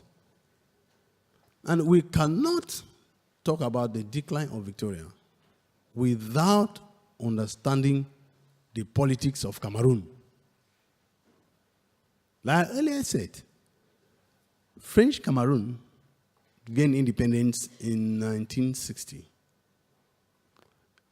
British Cameroons gained independence by reunification in 1961 without a very strong constitution. So it appeared that almost what happened was lopsided type of a constitution. And the French, call it the French Cameroons, the French Cameroon, which is the one to the right side, with the capital in Yaoundé, started by removing the port from Victoria and bringing it to Douala. Douala is close 60 kilometers from Victoria. That was the first consequences of the reunification. The second one was that the unit of currency, which was the pound sterling, was substituted with the CFA francs. And a road now was constructed and given the name Reunification Road. It was given the name Reunification Road, linking Victoria and Douala. Through that and many more activities, it became very clear that Victoria had declined. Some cities remain in the age of globalization. Some petered out like Victoria. And Victoria did not peter out because there was a collapse in trade. It petered out because of the more hegemonic role from the Francophone government, French-dominated government. And so today, Victoria remains. If you go to Victoria now, it's a very booming city. You only find relics that the port existed. You don't have anything there. In 1980, the name was even changed from Victoria to Limbe. So you might Google Victoria in Cameroon, and you'll not see it, but you'll see but Limbe, Limbe. Because the Cameroon government thought that it was correcting a colonial error. And so had to rename Victoria using a little river whose name, a little known stream, whose name is Limbe. So Victoria now is known as Limbe. If you come to Cameroon and you say you're going to Victoria, nobody knows where you're going to. So you call it Limbe. So today we don't have that any longer. Okay, towards a conclusion, I might not conclude on I will first give a remark before I go into the conclusion. Because I felt something that I thought that from the beginning, I've not been used to speaking with a microphone. From the beginning, I felt that there was something very touchy about building this museum. Because building a museum also gives us a different way of understanding the world and different way of understanding globalization. To truly make it global, give it a real global perspective. I think that the museum will dissociate the narrative that comes out from the South. Because Southern scholars have a way of looking at the globalization. Southern scholars, Nyamjo, Cooper, they will look at globalization as some sort of, call it, quote unquote, the Marxist way of looking at it. That globalization brings underdevelopment to the South. But there is something that we need to do to make it, give it a more global perspective. And I would think that the organizers have done a very wonderful job, not by bringing me, anyway, but they would have done another very serious job by even bringing more people from Africa. Because Cameroon was a gateway in West Africa of German Cameroon.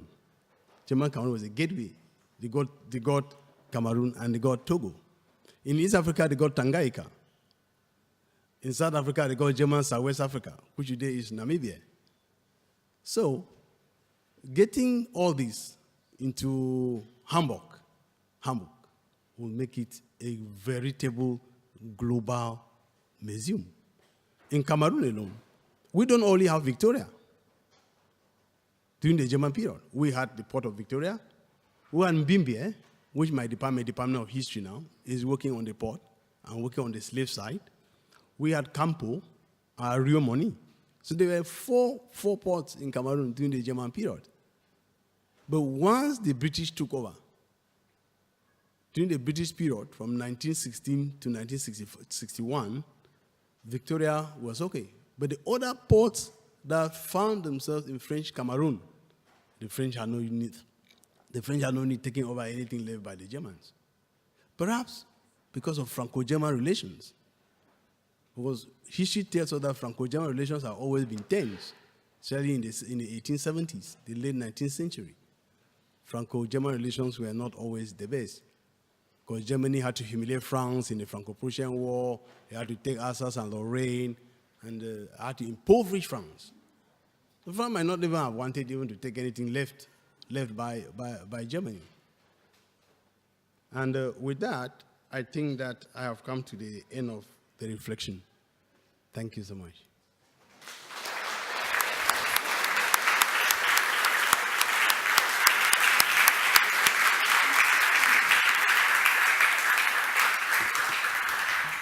Vasa, thank you so much for giving us a real global perspective on our new museum, and it was really inspiring to have a view on the West African ports, the history, the mercantile, the religious origins, and the case study Victoria was especially interesting. So I think it will give us some points to discuss during our lunch break, which is now going to start. It takes place in the museum's restaurant, just on the left side of the building, and I will hope you will return at 1 o'clock, so we will start with our first panel at 1 o'clock in this room. Thank you for your attention so far.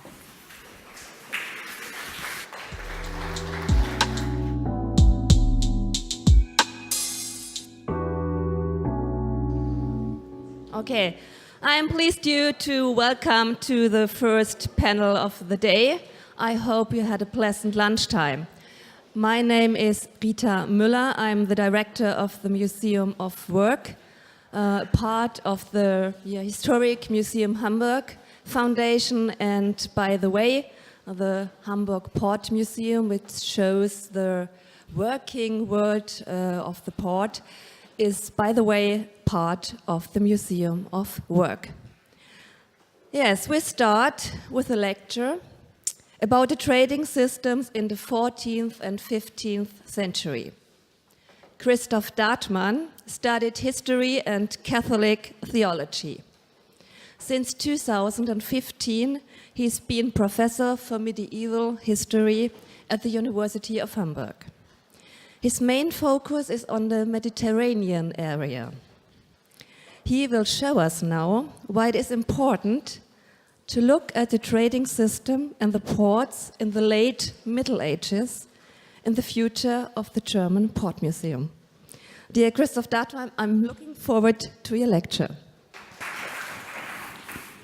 Ich bin ganz gerührt, das ist bei uns an der Uni nicht üblich, dass man so freundlich begrüßt wird. Vielen Dank für die sehr, sehr freundliche Vorstellung. Vielen Dank für die Einladung, mich an dieser Initiative zu beteiligen, obwohl ich weiß, dass ich als Mittelalterhistoriker aus einer chronologisch doch etwas exotischen Ecke komme. Aber ich hoffe, ich kann Sie, meine sehr geehrten Damen und Herren, ein bisschen auf diese Reise ins ferne Mittelalter mitnehmen. Und ich hoffe, dass es für Sie auch plausibel wird, warum ich meine, durchaus sinnvoll beitragen zu können. Bei meiner ersten Hafenrundfahrt in Hamburg, ich bin noch nicht so lange hier, seit 3 Jahren erst, und es war eine der ersten Sachen, die ich natürlich machen musste, war ich vom Geruch im Hansahafen überrascht.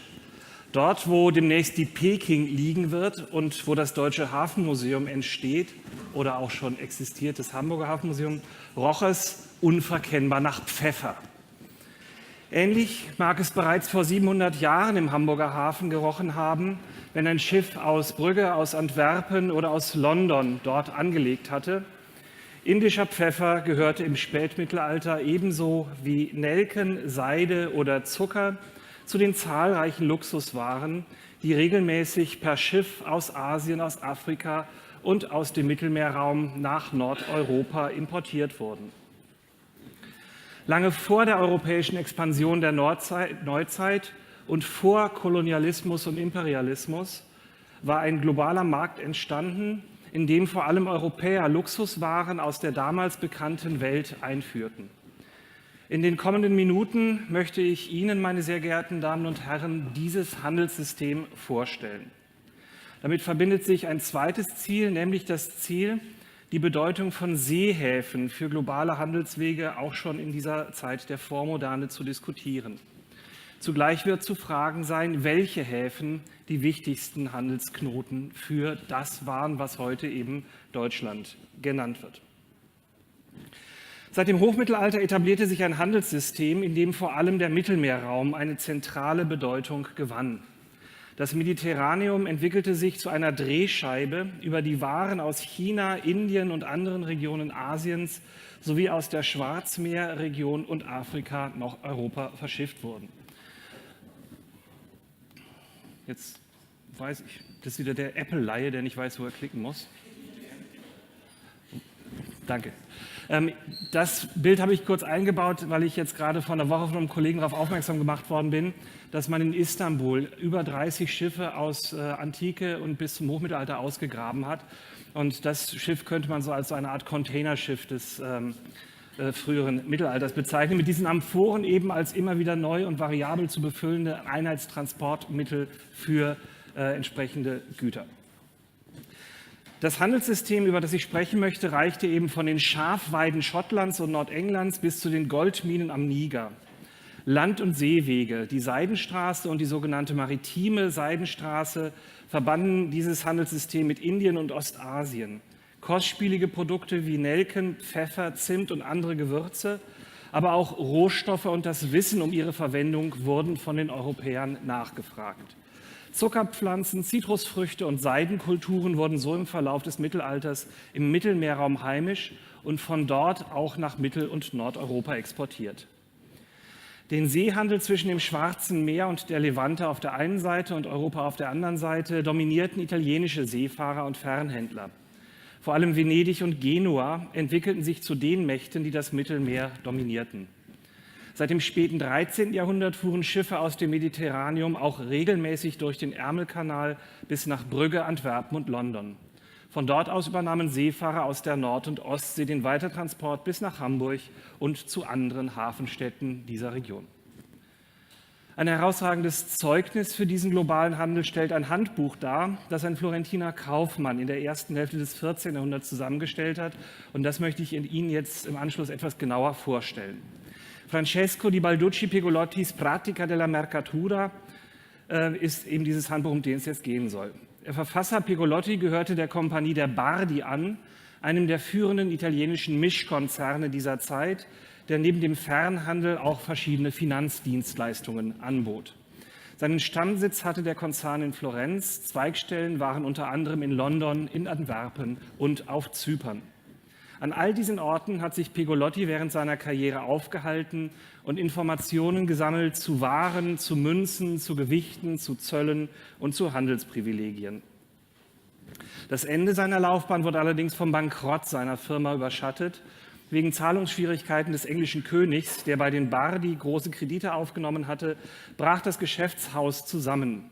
In seinen letzten Jahren war Pigolotti Mitglied einer Kommission, die im Auftrag der Stadtregierung von Florenz die Geschäfte der Bardi abwickelte. Und er ist wahrscheinlich 1348 während der großen Pestepidemie gestorben, die Florenz heimgesucht hat, auch Florenz unter anderem. Der Hauptteil des Buches befasst sich nach seinem ursprünglichen Titel mit Ländern, Maßen und Waren. Das Werk beinhaltet also Informationen zur Landeskunde verschiedener Weltregionen, zu den Währungen und den Maßen, die im Handel gängig waren, samt ausführlichen Umrechnungslisten zu anderen Währungen und Maßen, sowie breite Ausführungen zur Warenkunde verschiedener Produkte. Dabei handelt es sich gewiss zum Teil um Informationen, die Pigolotti selbst zusammengestellt hat. Daneben hat er aber Listen und andere Aufzeichnungen kompiliert, die ihm im Rahmen seiner Berufstätigkeit zur Verfügung standen. Dadurch entstand ein umfangreiches Werk, das in seinem Hauptteil die Informationen zu einzelnen Handelsstationen am Mittelmeer, am Schwarzen Meer, auf der Iberischen Halbinsel und am Übergang vom Ärmelkanal zur Nordsee zusammenstellt. Um einen Eindruck von der Art der Informationen zu vermitteln, die dieses Werk beinhaltet, möchte ich zunächst etwas ausführlicher den Eintrag zu Alexandria vorstellen, sicherlich einem der wichtigsten Knotenpunkte für diesen Verkehr zwischen dem Indischen Ozean auf der einen Seite und dem Mittelmeerraum und Europa auf der anderen Seite. In diesem Eintrag unterscheidet Pigolotti zunächst verschiedene Gewichtmaße, die in Alexandria Verwendung finden, und ordnet ihnen jeweils die Waren zu, die nach den einzelnen Maßen gehandelt werden. Es folgen Angaben zu den Währungen, die in Alexandria umlaufen, wobei besonders darauf verwiesen wird, dass die Goldmünzen, die der Sultan ausgibt, je von unterschiedlichem Gewicht sind und daher einzeln gewogen werden müssen. Es folgen Hinweise zum Einfuhrzoll, der in Alexandria zu entrichten ist, sowie zur Einheitlichkeit von Maßen, Gewichten und Zöllen, die den Nil aufwärts in Damiette und Kairo gültig sind. Den größten Teil des Eintrags zu Alexandria nehmen Listen ein, die die Umrechnung alexandrinischer Maßeinheiten in die anderen ortsgebräuchlichen ermöglichen. Und diese Umrechnungstabellen sind für die Frage nach wirtschaftlichen Vernetzungen von höchstem Wert, weil sie es eben ermöglichen, nachzuvollziehen, von wo aus Waren in Alexandria gehandelt wurden, beziehungsweise wohin Waren aus Alexandria exportiert wurden. Und deswegen lässt sich das dann so wunderbar kartieren. Genannt werden also in diesem Zusammenhang für Alexandria Neapel und Salerno, Barletta, Konstantinopel, Clarenza im Nordwesten der Peloponnes, Messina, Ancona, Venedig, Florenz, Pisa, Genua, die Provence, die Messen der Champagne, Cagliari und Famagusta auf Zypern.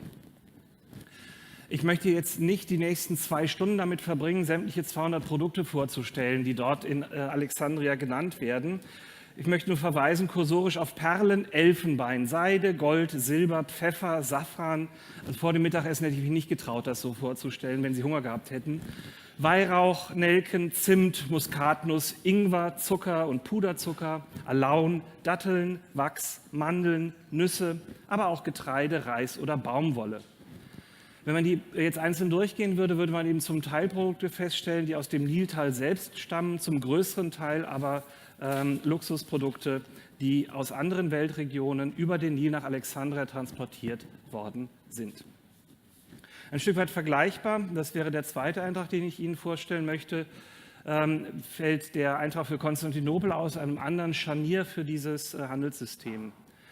Das Angebot dort ist weitaus weniger von Luxusprodukten geprägt, vielmehr nennt die Liste zahlreiche Massenprodukte oder weniger wertvolle Waren, zusätzlich auch im Gegensatz zu Alexandria Produkte aus dem Mittelmeerraum, die nach Konstantinopel importiert werden.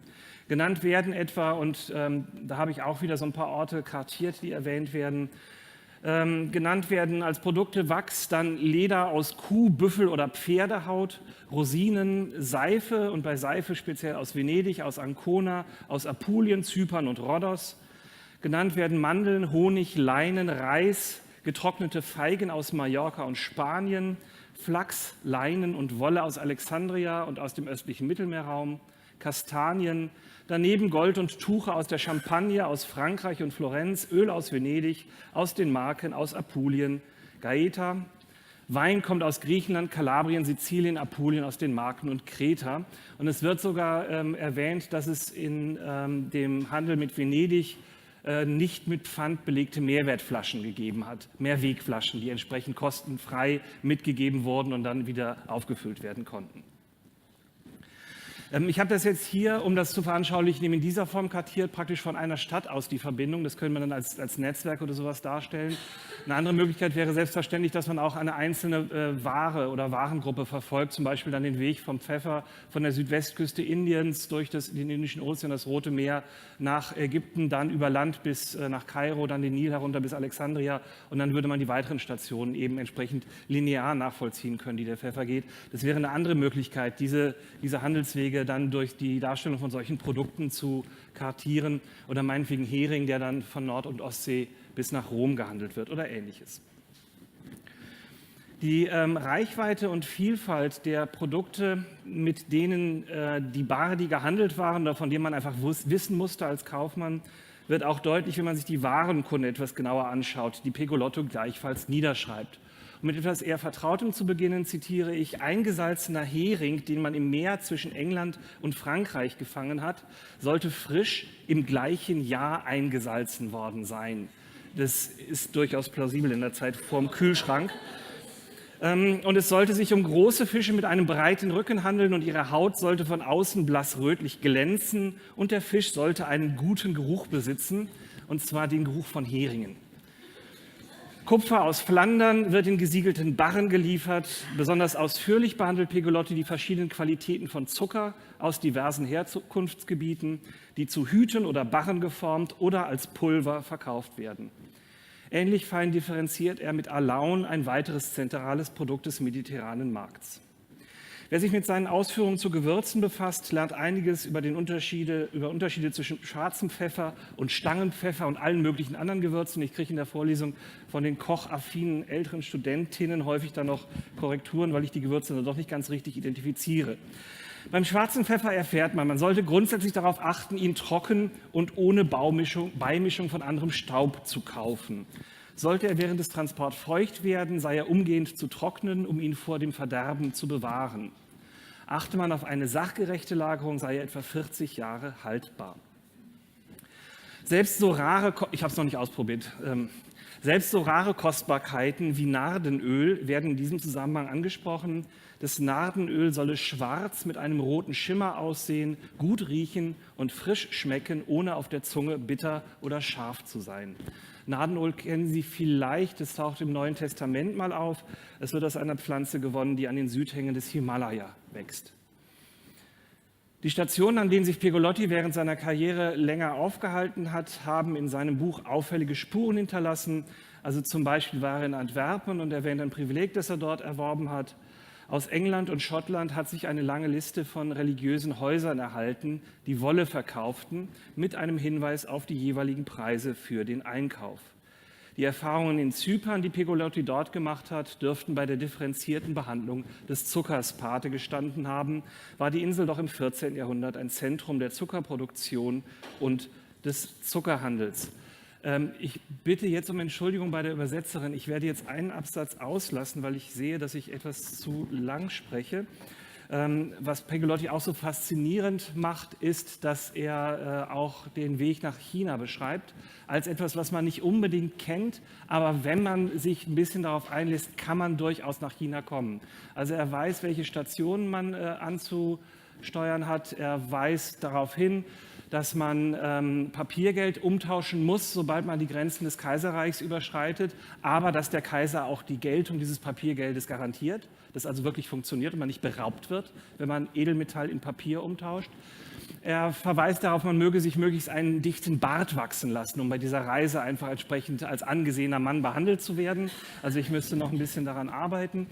Und er verweist darauf, dass man Fleisch überall bekommt, aber zum Beispiel Mehl oder Fisch dann eher mitnehmen sollte, um auch unterwegs abwechslungsreich essen zu können und Ähnliches mehr. Man merkt also, das ist eine Reise, die man durchaus machen kann. Man weiß im Prinzip, wie es geht, aber es ist nicht so selbstverständlich wie die Seefahrt bis nach Trabzon oder bis auf die Krim oder bis nach Alexandria, sondern dahinter fängt doch eine etwas weniger bekannte Welt an. Insgesamt macht diese Quelle ein Handelssystem anschaulich, das China, Indien und den arabischen Raum mit dem Mediterranium und mit Nordeuropa verband. Ab den großen Umladestationen wie Alexandria, Trabzon oder Konstantinopel dominierten vor allem dominierten vor allem italienische Schiffe den Fernhandel. Auf dem Seeweg erreichten vor allem ertragreiche Luxuswaren auch die mittel- und nordeuropäischen Märkte, wobei die Italiener oder auch Spanier in aller Regel nur bis nach Brügge, Antwerpen und London fuhren. Von da ab dominierten Kaufleute wie die der Hanse das Geschehen. Ein schönes Material, das diese Praxis visualisieren kann, sind die zahlreichen Portolankarten, die seit dem 14. Jahrhundert überliefert sind. Und Sie sehen die ganze Zeit schon ein etwas spätes Beispiel von dieser Quellengruppe. Diese Karten heißen Portolankarten, weil die Küsten dadurch markiert werden, dass die Namen der Häfen in rechtem Winkel zur Küstenlinie eingetragen werden. Auch wenn noch darüber diskutiert wird, wie die Karten genau genutzt worden sind, ist doch plausibel, dass sie zum Teil auch für die Praxis der Seefahrt nützlich sein konnten. Sie entstanden durchweg im Mittelmeerraum, etwa in Katalonien, auf den Balearen oder in italienischen Hafenstädten. Und daher verwundert es nicht, wenn sie vor allem die Regionen mit hoher Präzision erfassen, die italienische Seefahrer und Kaufleute regelmäßig befuhren. Und das sind eben das Schwarze Meer, das Mittelmeer, um 1400 auch schon die westafrikanische Küste bis südlich von den Kanarischen Inseln und auch der Golf von Biskaya, der Ärmelkanal. Wenn Sie jetzt sich die Karte genauer anschauen, und ich habe jetzt einen Ausschnitt gewählt, sehen Sie sehr genau den Übergang von dem Bereich, den diese Seefahrer kannten, zur Terra Incognita. Also Sie erkennen sehr gut die Umrisse der Küsten des Ärmelkanals, auch noch die Küsten Belgiens und des südlichen Teils der heutigen Niederlande. Nördlich davon ist nicht mehr ganz klar, ob das jetzt diese Halbinsel sein soll, die Halbinsel Holland, die die Nordsee von der Zuiderzee trennte, oder ob das jetzt schon Jütland in Dänemark sein soll. Und darüber grün ist einfach als waldreiches Quadrat Norwegen dargestellt. Ja? Also Sie sehen wirklich wie ein Schnitt, bis wohin man die Küsten sehr genau kannte und wo unbekanntes Land anfing, weil man dort einfach nicht hinfuhr. Und das finde ich halt über das Anekdotische hinaus einfach sehr aufschlussreich, um zu visualisieren, mit welchem Handelssystem wir es da zu tun haben. Ich weiß, dass ich mich jetzt hier in einem Rahmen bewege, in dem das Mittelmeer nicht im Zentrum steht. Deswegen der letzte Punkt, den ich Ihnen schuldig bin: Was hat das alles eigentlich mit Deutschland zu tun? Oder wie hatten Deutschland oder Mitteleuropa Anteil an diesem globalen Handelssystem?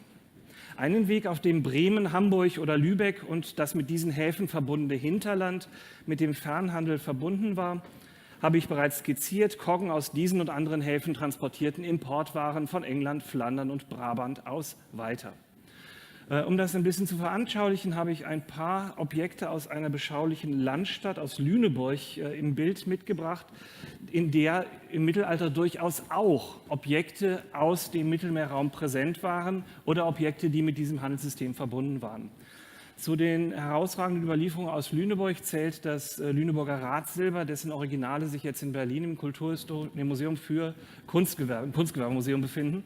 Und Sie sehen hier zum Beispiel eine Konfektschale, das heißt eine Schale, die für das effektvolle Präsentieren von Zuckerprodukten bei repräsentativen Anlässen hergestellt worden ist oder dafür gestiftet worden ist. Und zu diesem Ratsilber zählen auch entsprechende Konfektgabeln oder Konfektbestecke, mit denen man das dann reichen konnte, ohne dass die Finger klebten oder ohne dass das, was an den eigenen Finger klebte, auf den Konfekt geriet.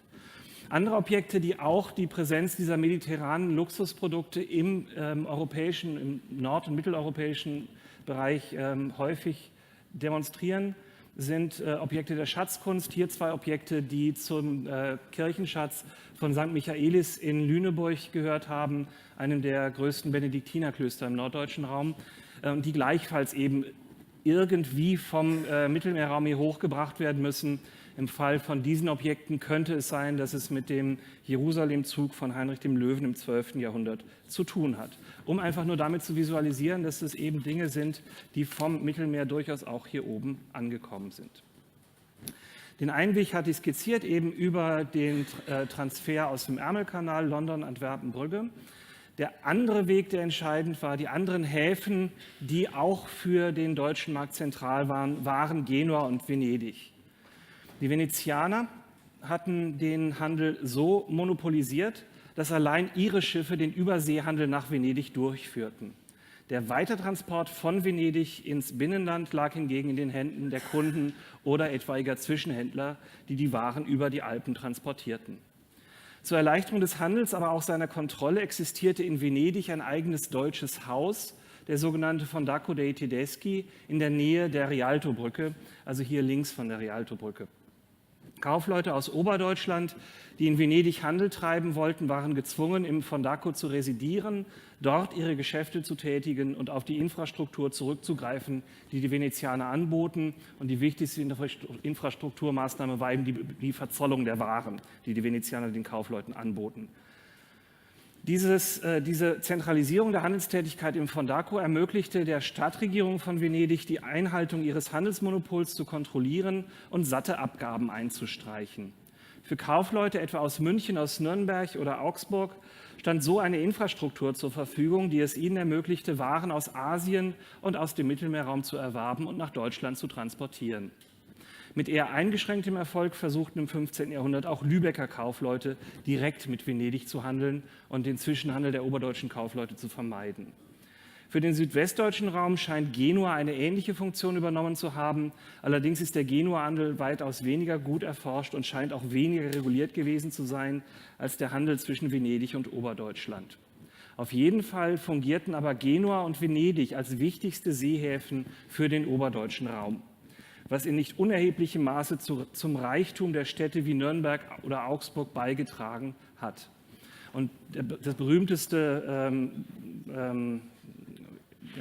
Episode darin ist eben der Aufenthalt Dürers in Venedig, der sozusagen Teile seiner Lehrjahre dort verbracht hat. Und das ist nur der bekannteste Höhepunkt eines steten und sehr intensiven Austauschprozesses zwischen der südlichen Hälfte Deutschlands und Venedig und Genua. Mein Vortrag hat Ihnen, meine sehr geehrten Damen und Herren, mit einem globalen Handelssystem vor der Globalisierung vor Augen geführt. Seit dem Hochmittelalter gehörte der Import von teuren Luxusprodukten aus Süd- und Ostasien und aus dem Mittelmeerraum zu den ertragreichsten Tätigkeitsfeldern des Fernhandels. Die norddeutschen Häfen, aber ebenso Venedig und Genua, schlossen Deutschland an diese Handelswege an. Deswegen, so meine ich, bietet es sich an, dieses spätmittelalterliche globale Handelssystem in die konzeptionellen Überlegungen eines deutschen Hafenmuseums mit aufzunehmen. Damit lassen sich, so meine ich, zumindest 3 thematische Perspektiven erschließen, die ich für wichtige Bestandteile der Reflexion über Häfen halte. Der erste Punkt wäre, Europa erscheint in dem Handelssystem, das ich Ihnen vorgestellt habe, als Juniorpartner. Das ist etwas, was eben nicht nur für diese Zeit gilt, sondern Europa ist auch in der frühen Neuzeit im Indischen Ozean in aller Regel Juniorpartner und muss sich den lokalen Gegebenheiten anpassen, muss versuchen, mit den politischen Mächten so zu kooperieren, dass sie Handelsrechte eingeräumt bekommen. Kanonenschiffe können das teilweise kurzfristig auch erleichtern, aber dauerhaft eben nicht.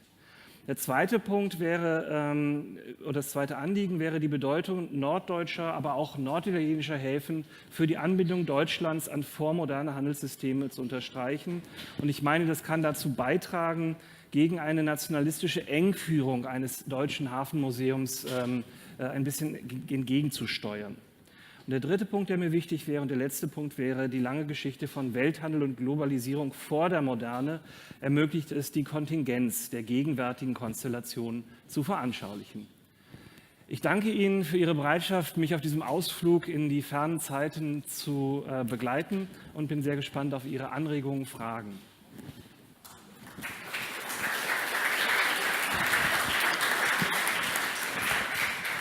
Yeah, thank you, Christoph Dartmann, for this interesting perspective, maybe a new view on Venice as a German port in the Mediterranean Sea. I don't know.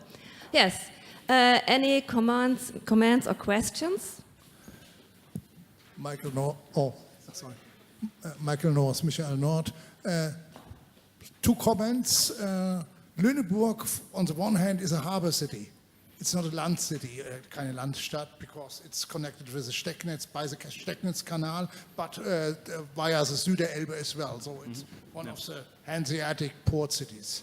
And the second one, Pecolotti, is probably not really right with respect to copper. Copper was, of course, not produced in Bruges, but came from the Baltic or Central Europe to Bruges. I apologize for answering in German. Is it possible to you? And I try to speak very slowly, even if it will be difficult for me. Dennoch, als erster Punkt ist klar, wir kommen dann auf das Thema Transkontinentalhandel, Flusshandel und Transfer dann in das Binnenland eben über die Flüsse und auch Kanäle dieser Zeit, das ist völlig klar. Trotzdem, also das Landstädtchen ist vielleicht auch meiner neuen Heimat geschuldet, dass ich das so zu formulieren. Es ist sehr, sehr liebevoll gewesen. Der zweite Punkt, Pecolotti spricht aber davon, dass der Graf von Flandern Kupferbarren mit einem Siegel oder so etwas Ähnlichem autorisiert, um das Gewicht zu garantieren. Ne? Das ist der Punkt, auf den er dort genau eingeht. Ne? Genau. Da geht es also um die Sicherstellung, das ist das, was ihn auch interessiert, dass er nicht zu viel Geld für zu wenig oder zu schlecht legierten Kupfer oder so etwas Ähnliches ausgibt. Das ist sein Thema, klar.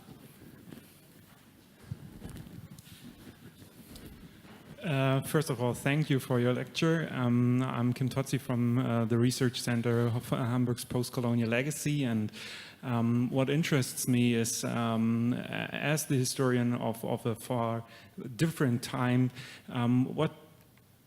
do you think globalization is a useful term for the processes and networks you just described?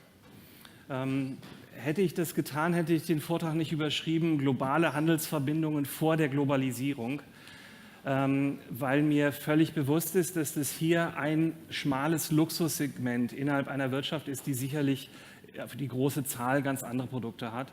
Und dann würde man jetzt natürlich in die Details der Definition von Globalisierung eingehen müssen, was ich so jetzt an dieser Stelle, eben weil ich das gar nicht benutzen möchte, so nicht getan habe. Was mir wichtig erschiene, wäre schon, dass man in den Blick bekommt, dass wir heutzutage einfach davon abhängen, dass Produktionsketten zerlegt sind, dass wir Rohstoffe aus aller Herren Länder sehr, sehr günstig hin und her transportieren können. Und das ist hier definitiv nicht der Fall. Das kann man sich auch daran plausibel machen, dass Galeeren ja eigentlich im Mittelmeer gab es zwei verschiedene Schifftypen. Einerseits die Galeere, die viele Ruder hat und deswegen relativ wenig Zuladung bekommen kann, weil man ja die Ruder auch noch irgendwie ernähren und mit Wasser versorgen muss. Und trotzdem hat es sich gelohnt, auf Galeeren Produkte zu transportieren. Das heißt, das müssen extrem kostbare Waren gewesen sein, bei denen kleine Gewichte, kleine Quantitäten trotzdem hohe Gewinne abgeworfen haben. Während die Genuesen eher ihre Koggen losgeschickt haben, auf denen man auch einfach mal Getreide oder andere Massenprodukte transportiert hat. Aber das sind, also wenn man versuchen würde, was nicht möglich ist, so eine ökonomische Gesamtbilanz aufzumachen, bewegen wir uns hier im absoluten Luxussegment. Das ist mir völlig klar. Deswegen ja auch globale Wirtschaftsvernetzung vor der Globalisierung. Und wann die anfängt, ist dann eine Frage, die ich gerne Ihnen stellen möchte bei Gelegenheit. Vielleicht habe ich die Gelegenheit ja bald.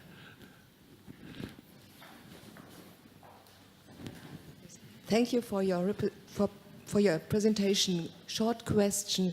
There is a wonderful Maritime Museum in Venice. And do you think and do you imagine that there could be a cooperation with this museum concerning the questions, yes, globalization and so on and so on? When I was there, it was very often closed. Gut, das ermöglicht zwei denkbare Antworten. Erstens, vielleicht hätte man eine Chance, dass Sie froh sind, wenn Sie zumindest Bestände aus Ihren Magazinen auch mal woanders als Leihgaben rausgeben können. Und das wäre eigentlich der erwartbare Normalfall, dass die sehr, sehr viel mehr haben, als sie zeigen können. Auf der anderen Seite wissen wir alle, wie schwierig es ist, das zu machen. Und ich weiß nicht, also ob Sie mit den Venezianern Kontakt haben, ob da ein intensives Interesse besteht oder ob das in Venedig eher so als lokale Veranstaltung gedacht wird. Das kann ich nicht sagen, weil ich auf der Museumsebene damit einfach noch überhaupt nicht in Berührung gekommen bin und nicht weiß, wie man da tickt. Das ist, glaube ich, der entscheidende Punkt eigentlich. We have no contact so far with the Venice Maritime Museum, unfortunately, so I'll work on that. But it depends on the disponibility of the other side.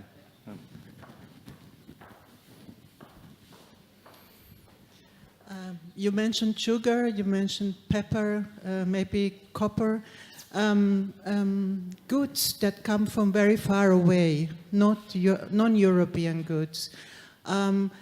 Maybe we should just also ask about the production and the ways they came to Venice and to Genova in order to understand the whole, not only the trade, but also the production conditions.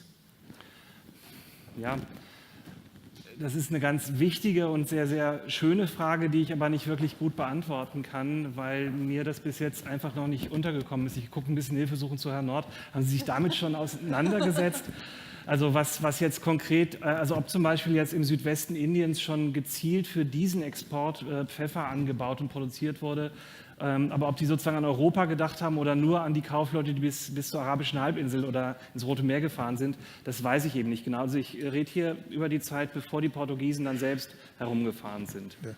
But so, two comments. So there is a kind of globalization in the Indian Ocean before the globalization of the world. And so the markets in the Indian Ocean were closely linked together, and only little parts were, of course, linked to the Mediterranean. So the major hub was the Indian Ocean, and this has been the case for about 1,000 years before the Europeans came. Auch als erst noch die Chinesen das stärker befahren haben, was dann weniger wurde. Also das ist das, was ich kurz als maritime Seidenstraße besprochen habe. Aber da sind wir immer noch im Bereich des Handels. Und die Frage wäre jetzt natürlich auch, ob es dann konkret auch schon solche gezielt exportorientierten, arbeitsteiligen, finanzintensiven, meinetwegen Pfefferanbauregionen oder so etwas gegeben hätte. Und das bin ich jetzt einfach etwas überfragt. We can talk about this later and I give you some explanations. Okay. Okay, thank you again for your presentation. Vielen Dank für die Fragen und die Diskussion. Dankeschön.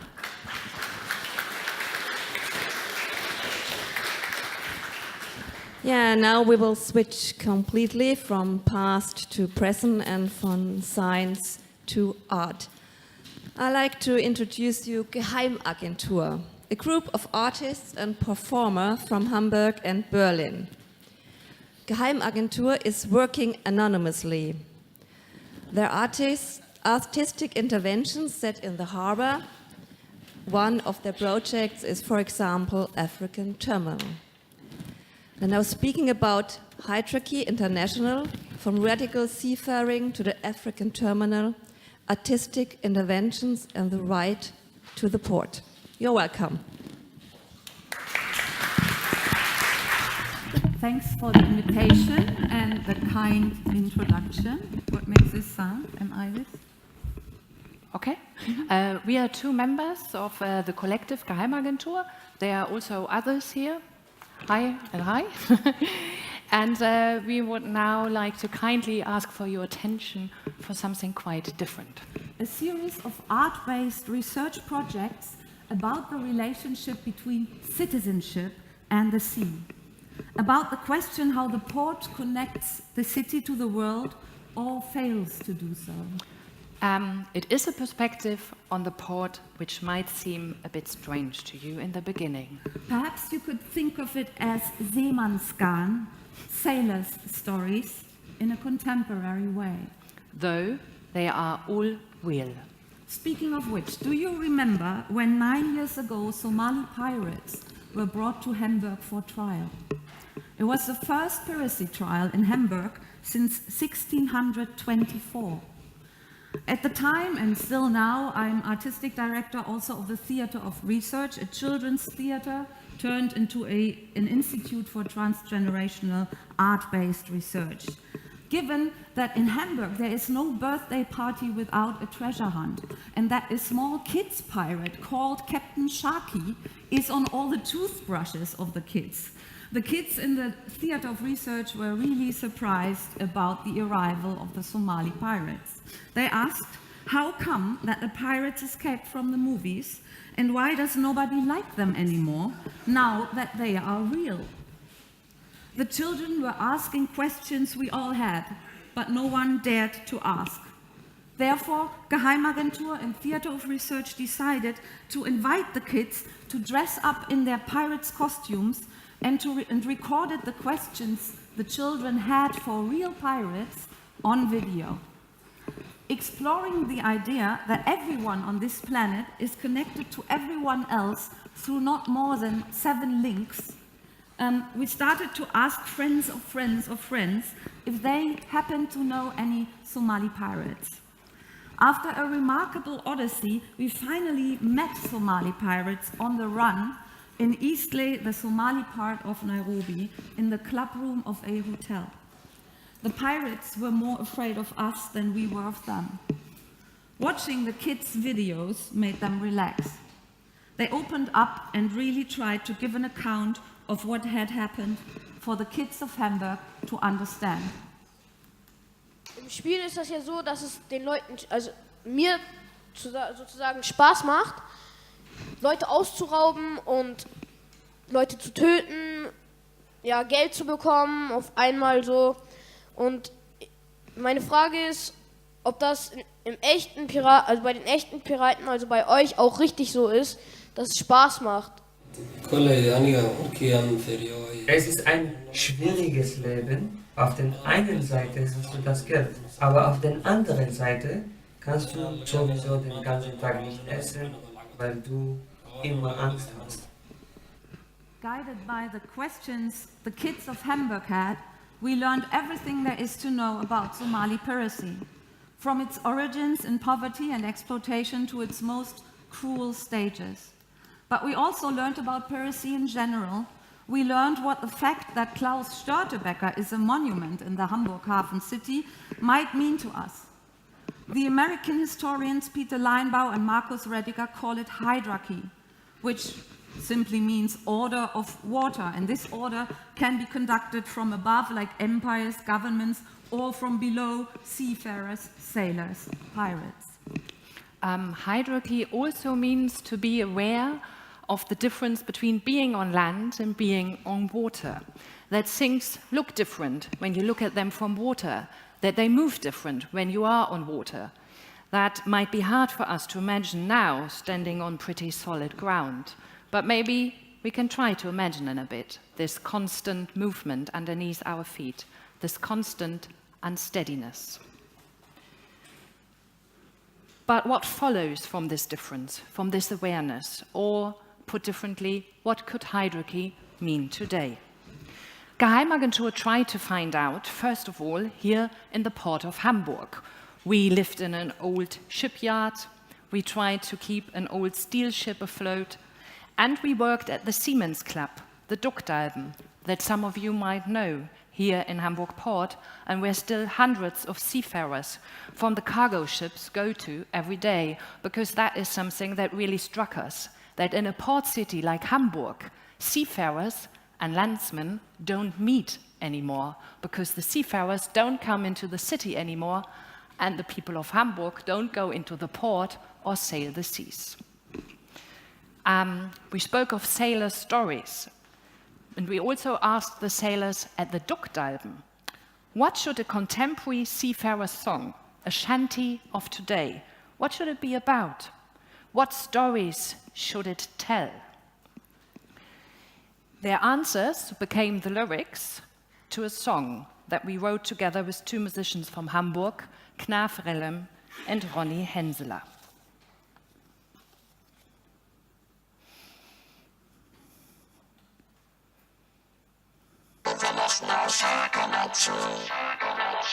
When you write this song, don't make it sentimental. Make it realistic.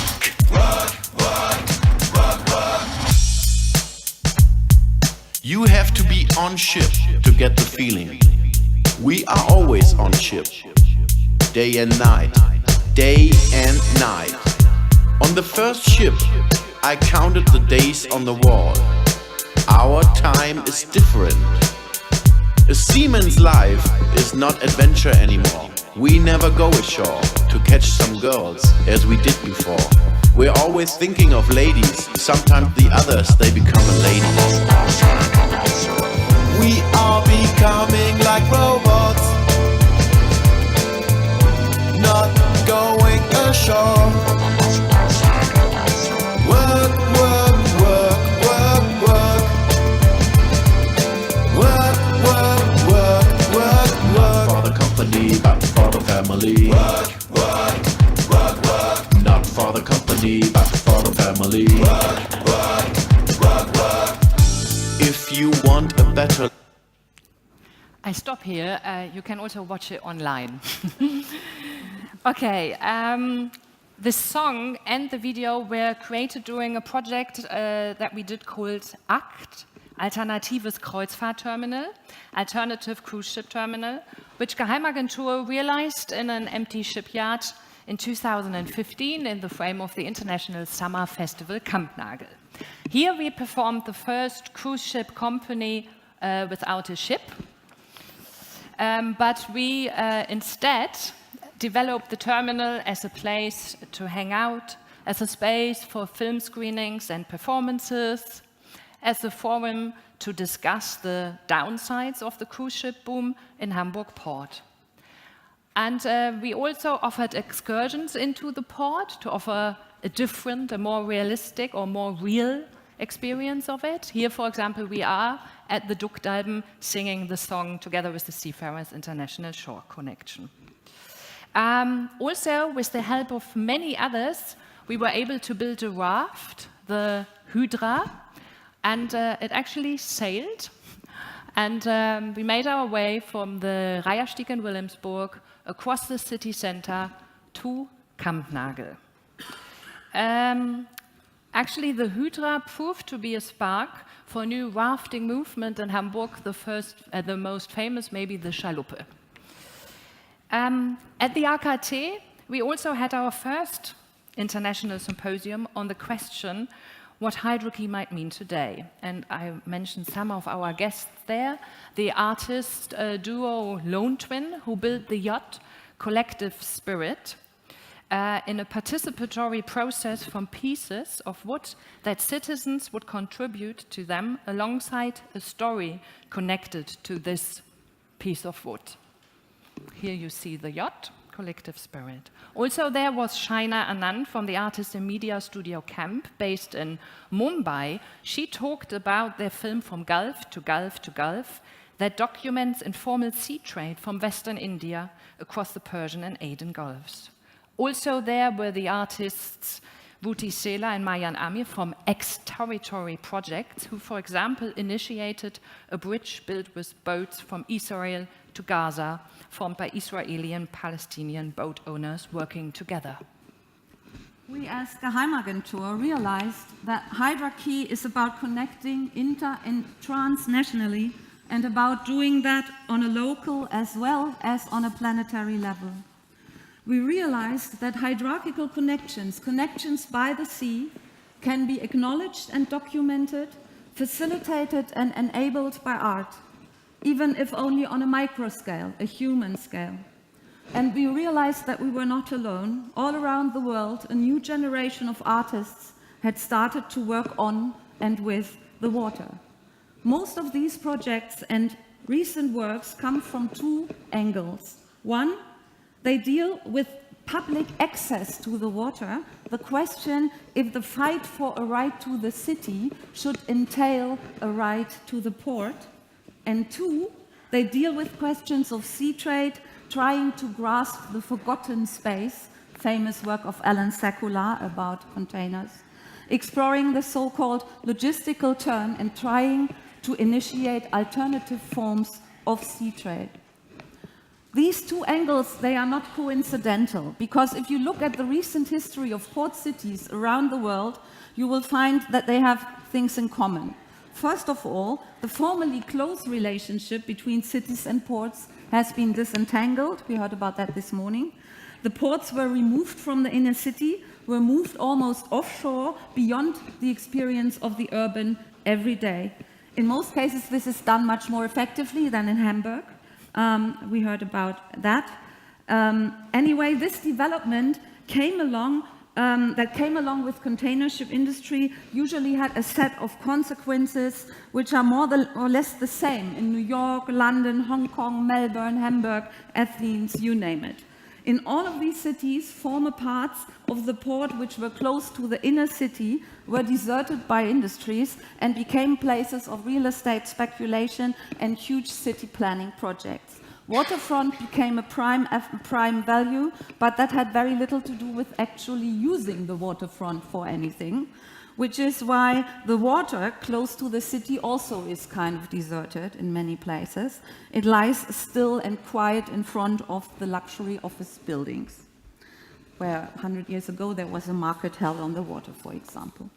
However, people do miss the port, and I think that's the reason for the statistical change that we saw in your presentation this morning. People miss the port, so there actually is a relation. It's just the other way around. So they miss the port, they miss the sea, and this is why the sea and the harbor experience is sold to them in a series of maritime spectacles for better or worse.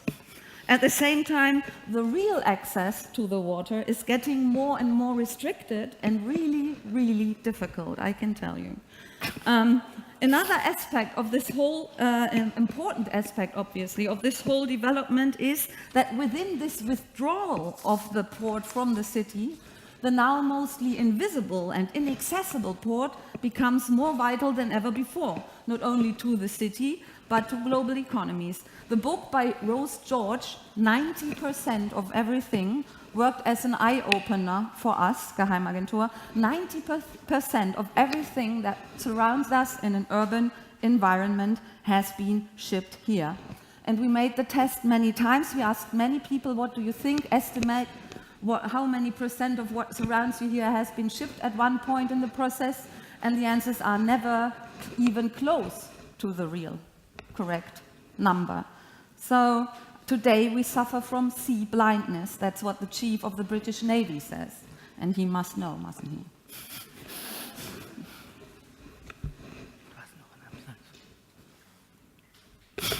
This set of consequences at the same time forms something like a milieu for current art practices on the water, which, as I said, on the one hand side, tried to reclaim access to the port and to use the water from a citizen's perspective, and on the other hand focuses on sea trade, trying to cure our sea blindness.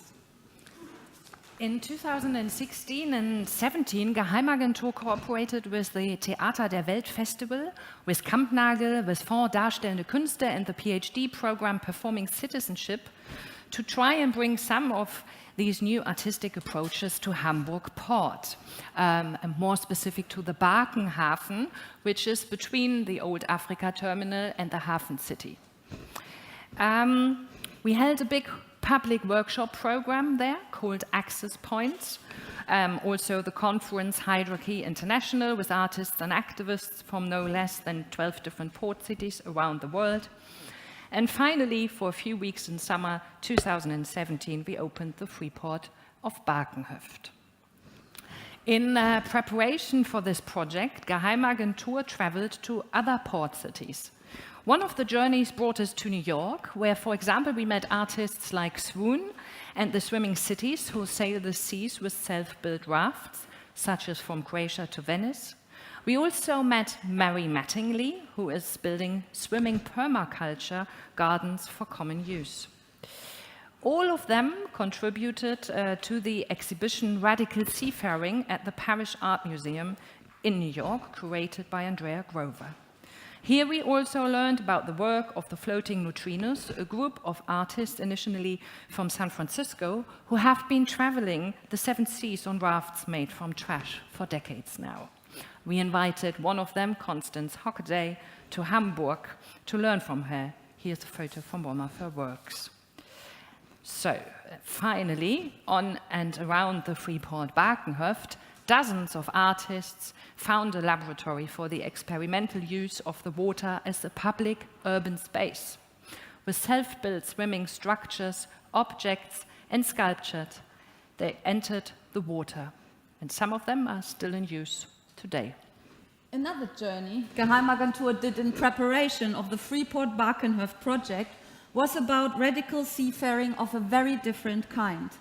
We went to Lagos, Nigeria to visit friends and business partners of people who recently came to Hamburg as refugees.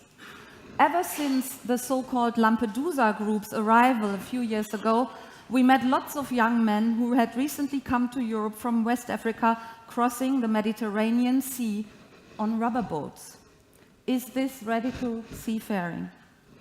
Of course, these crossings are a humanitarian catastrophe, and as such, they pose difficult questions.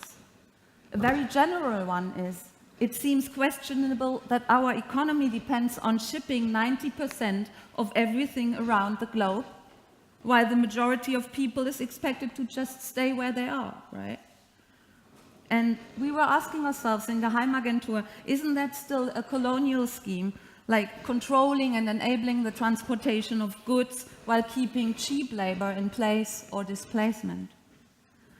Besides, this order of things doesn't seem to work anymore, and as nation-states seem to be quite overwhelmed with this failure, civil society is asked to redefine its lost relationship with the sea. An open conflict, as you know. From a historical distance, the Mediterranean crossings might very well mark a turning point in the history of the relationship between Europe and Africa. The point when more or less powerless people in Africa realized that Europe is just another shoreline to reach. Did you know that African migrants who survived the crossing of the Mediterranean Sea refer to it as the river? Geheimagentur felt that to try and search for hierarchical connections can't work if it doesn't include the perspective of possibly the most radical seafarers of our times. Talking to them, we found out that many people from West Africa come to Hamburg with the port in mind. To them, the harbor is not a view. To them, it is a very real opportunity, the opportunity to send stuff back home. Many of them came here with the idea to start an import and export business, helping themselves and their people at home at the same time. For people from West Africa, arriving in Hamburg means to arrive on a scene of micro-trading that has been developing in Hamburg for a few decades now, in places like Bildstraße and Wilhelmsburg. While these areas and forms of trading are often regarded with bias, they are seen as shady and turn up in the media only when topics like custom fraud or illegal work conditions are discussed. Geheimagentur had a very positive experience here. To see Hamburg from the perspective of West African migrants allowed us to see the port from a totally different side. The practices of microtrade to be found in these marginalized areas provided the rare opportunity to us to relearn on a small scale about how the port connects us to other parts of the world and how things and values actually travel along maritime supply chains, thereby connecting different economies and a bunch of very different people to each other for mutual benefit. Geheimagentur and researchers from the PhD program Performing Citizenship, my colleague Moritz Frischkorn is here today. Yeah. We teamed up with 10 young men who had recently come to Hamburg from West Africa, and I would like to greet Abu Jabi, who is part of the African Terminal Group, and Daniel Usman, who is over there. Is there someone else here? That's it. These are the two spokespeople of the African Terminal today. Together, we formed the African Terminal Group. We learned to be our own port agents, how to ship a container, how to pack it, and how to test what is worth and legal to put in there. The African terminal was an important part of the Freeport-Barkenhof, not least because of the location. We opened it right next to the old Africa terminal, which is empty now and out of use, and on the Barkenhof, the place where roughly 100 years ago, the Wörmann line took the German army on board and shipped them to today's Namibia. Choosing this location implied the suggestion to turn the old huge warehouse from a post-colonial Africa terminal into a real African terminal. a place to support African-German relationships on citizen level, a place to invite the African microtrade scenes from the outskirts right back into the center of the city, and to do this as a sign of awareness of Hamburg's colonial history and responsibility that is not only about monuments and street names, but about giving space and support to real people today. The African Terminal Group is active now for almost 2 years and still is going strong. If you want to know more, you can visit our website at africanterminal.com or tune in to FSK Radio on Sunday to listen, Sunday morning, I think at 11, to listen to our radio show. After transaction number 1 on the Barkenhoft, the African Terminal Group was invited by Roger Bürgel and Sophia Prinz to use a container-like box in the center of the exhibition, the public exhibition, Mobile Welten at the Museum für Kunst und Gewerbe as its storage space. 2 days ago, actually, everything that has been collected in that space during the exhibition has been put in a bus that is now on its way to Banjul, Gambia. Recently, the African Terminal was also exhibited in the Architectural Biennale of Venice as a part of Keller Easterling's database, Many, about alternative ways to link trade and migration. The future of the African Terminal Group is open, though. Transaction number 3, not known yet. The same goes for the activities of artists reclaiming the water as public space. What Geheimagentur found in 7 years of research around hierarchical connections is a huge potential. A network of people, artists, activists, researchers and migrants in port cities around the world, dealing with the same problems and creating work that can inspire people to see the sea and the port again as something that connects us on a planetary level. However, we also found that platforms for this kind of work are missing, and they are missing in a radical way. In short, they are innovative art practices. They are transnational networks of hierarchy. They are burning humanitarian questions, and there is a whole relationship between civil societies and the sea waiting to be redefined. However, the means and frames and platforms and laboratories, and also very important, the jetties to do that are missing. We hope that das Deutsche Hafenmuseum is going to change that. We hope that it will not only be a place to study the history of globalization in Hamburg Port, but will also provide platforms and logistics necessary for researchers, artists, citizens and migrants to experiment and to explore how the port might connect us to each other in a different way than it does today. Thank you very much.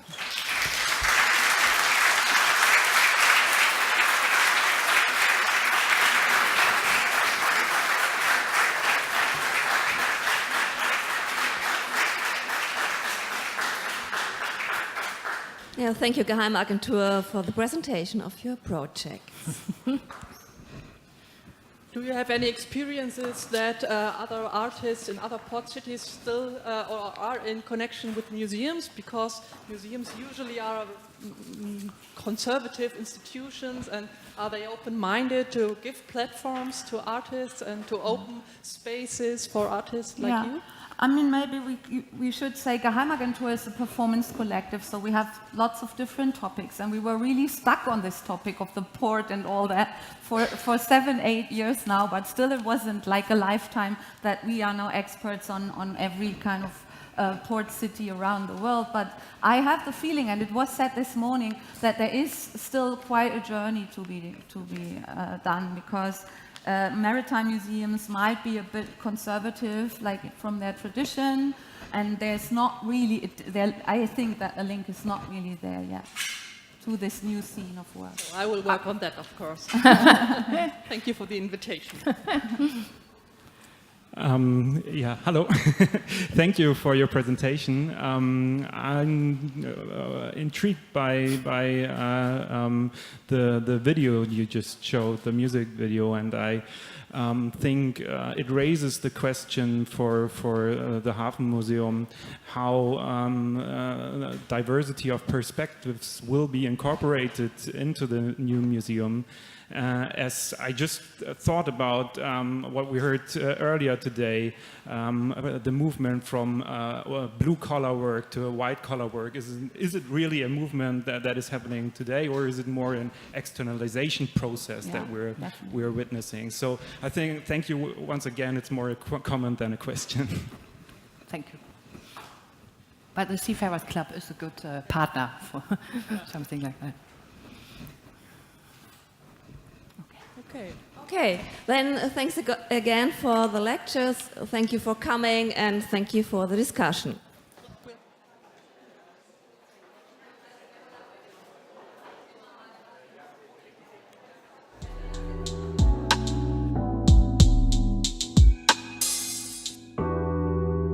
So, from the Middle Ages and the small-scale businesses, among very much others, we now come to the panel Industry and Commerce, and we come now to the big business of the oil industry of the late 19th and 20th century. And it's a pleasure to introduce, my name is Thomas Overdick. I'm working for the Ministry of Culture and Media and in charge of project coordination for the future German Port Museum.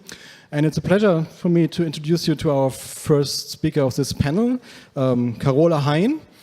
She is professor and head of history, architecture and urban planning chair at the Delft University of Technology, and did her PhD here in Hamburg at the Hochschule für Bildende Künste.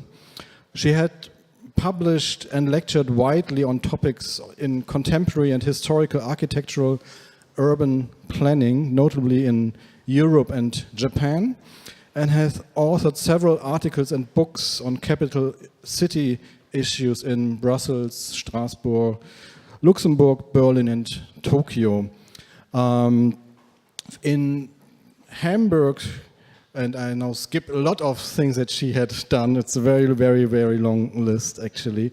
And here in Hamburg, she investigated large-scale urban transformation in international context between 1842 and 2008. And her current interest is the study of international networks and the transformation of architectural and urban ideas along these networks, focusing especially on port cities and the global architecture of oil.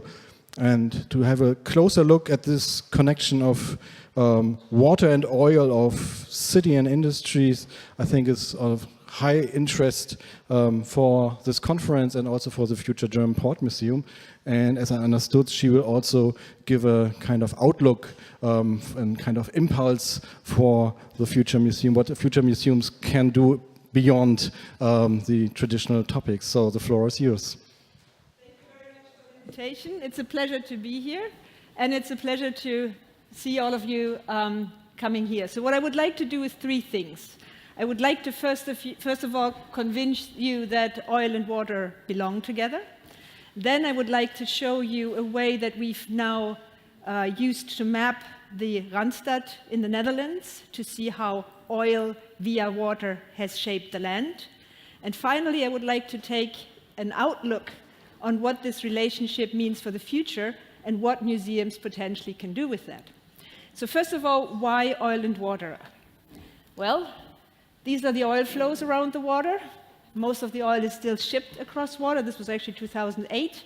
And these are in reverse the financial flows. So that means that these kinds of buildings, I'm an architecture and planning historian, actually belong together and have to be studied in context. I'm going to do this first part rather quickly because we've got 20 minutes. There is more articles and stuff, so you can catch up on it or ask me questions. There's in the different industries and the politics are deeply intertwined. The caricature from Puck from 1904 already showed Standard Oil grabbing for the White House, grabbing for the steel industry and the oil industry, and intermingling all of that. I don't think this seems so strange to us now. What I've tried to do is come up with an analytical framework to see how the various spaces of oil that historians, architecture historians usually study separately, the industrial spaces, the retail spaces, the headquarters, the auxiliary spaces, meaning the housing, the philanthropy, what they are, how they are connected, even if they are design-wise, typology-wise very different, and how they're actually represented. Because most of the time, in our day and age, we will probably not know or see refineries. That's something that's debranded. That's not where the big sign hangs up. Different in Iran or other places of the world. Instead, we will get publicities about how clean and green and how the opportunities that oil delivers. And then there's a whole discussion about art and architecture to be made. So this is an illustration of this, and I know it's too small to see, but you will get another chance, hopefully, to come and see an exhibition and do visit things. We've been doing a timeline on it. But I'm going to give you a glimpse of a few images so you at least get an idea of what I'm talking about. Oil is a natural substance. It only became so all-encompassing with industrial drilling. It was drilled in western Pennsylvania, here in Titusville, and then infrastructure comes in. It is shipped across the rivers from the very beginning on and across pipelines and other places. Oil flows shape global geographies. The Suez Canal is not built for oil, but it becomes really important as a connection between Netherlands and England and the colonies in Indonesia. Because the very first tanker ship was built by Shell so that it could safely cross the Suez Canal. Most of these refineries need water for two purposes. They need water for shipping, as I already showed you, and they need water for the actual industrial process. So water is heated to heat up the oil. So there's a close integration of water and oil on various levels. Now, most of these refineries, once they find their place, they stay. And there's another relation with water here. So this is Philadelphia, where I used to live. The gray refineries are the ones that have disappeared. They disappeared often within a few years because they were upriver. So if you put the oil refinery on top of your water supply, you got a problem. Same thing in Rotterdam and in Hamburg. But the infrastructure of a refinery has basically not changed at all. This is one from the 1860s. Now, water and oil were represented, like here in the Schuylkill River, as being very paradisiac. I mean, this is a very nice landscape, right? Appleyard, refinery, Appleyard. Now, this is how the same thing looks today. So once they are there, they stay there. There's a big lock-in effect for oil and oil refineries. Now, what does it mean for the headquarters? So we've talked about, very briefly, extraction and the need for transport of oil through water. We've talked about production, like the port cities and the refineries. But where are the headquarters? And so the headquarters are no longer in Titusville. This was the first the first oil exchange in a small city called Titusville that usually nobody knows outside of Pennsylvania. The money went to the big cities. The money can be found in New York, in London, and other decision-making headquarters. In Rotterdam, we actually have a letter where Shell says we need to be next to the ministries. Well, what about Hamburg? Well, in Hamburg, the City Nord, for example, was built with the 3 big oil headquarters in the beginning. And it's not only Hamburg, where Exxon was the first to move into a new business district. You have the same pattern in Paris and actually in Milan. Now, what else can we say about water and oil relationship? For example, in Iran, you have, this connection. So a student, Rose, mapped the way that the pipelines went into the hinterland to get the oil out and get it to the coast to be then shipped via the British connection to Europe. In those kind of cases where there was nothing and you have to facilitate the shipping, you have to build entire cities. And so the city of Abadan, for example, was built around the refinery. It was considered that important and that much of a gesture. The British actually used Garden City principles to build this, that you have postcards showing the beauty of living right next to the refinery. And it was seen as a good thing because the engineers could be right there as soon as they were needed. And just one or two more images on this water and oil connection. You could argue that the Middle East, the investments in the Middle East are very much oil money based, even if they're not directly oil based. We have the example of oil heritage, and this is the Heritage Museum, the Oil Museum in Stavanger, which has both a look at the past and the future of oil and imitates in its architectural form actually oil. And I'm just going to give you one glimpse of a beautiful oil and water image from publicity. This is an Exxon one. So here you have your beautiful oil refinery in the middle of a green bucolic landscape next to the river. I've always been looking if I can find people swimming in it, but that I haven't managed. But I think that's the idea that you're getting from this kind of publicity. So, oil is carried over water. And these are probably very, it's too light. I'm going to just click through them quickly. So we have from 1830, 1820, 1940, 1960, 1980. These are the streams of oil as they come into the North Sea. Because what we've been trying to map is to look how oil actually changed the Dutch Randstad, so the area from Amsterdam, Rotterdam, Antwerp. And when I ask most of you, what do you think when you hear Amsterdam, Rotterdam, Antwerp? It's probably tulips, cute windmills, little Dutch houses. Well, it's actually the second biggest petrochemical hub after Houston. And I think that's usually not something that we are thinking of in the first place.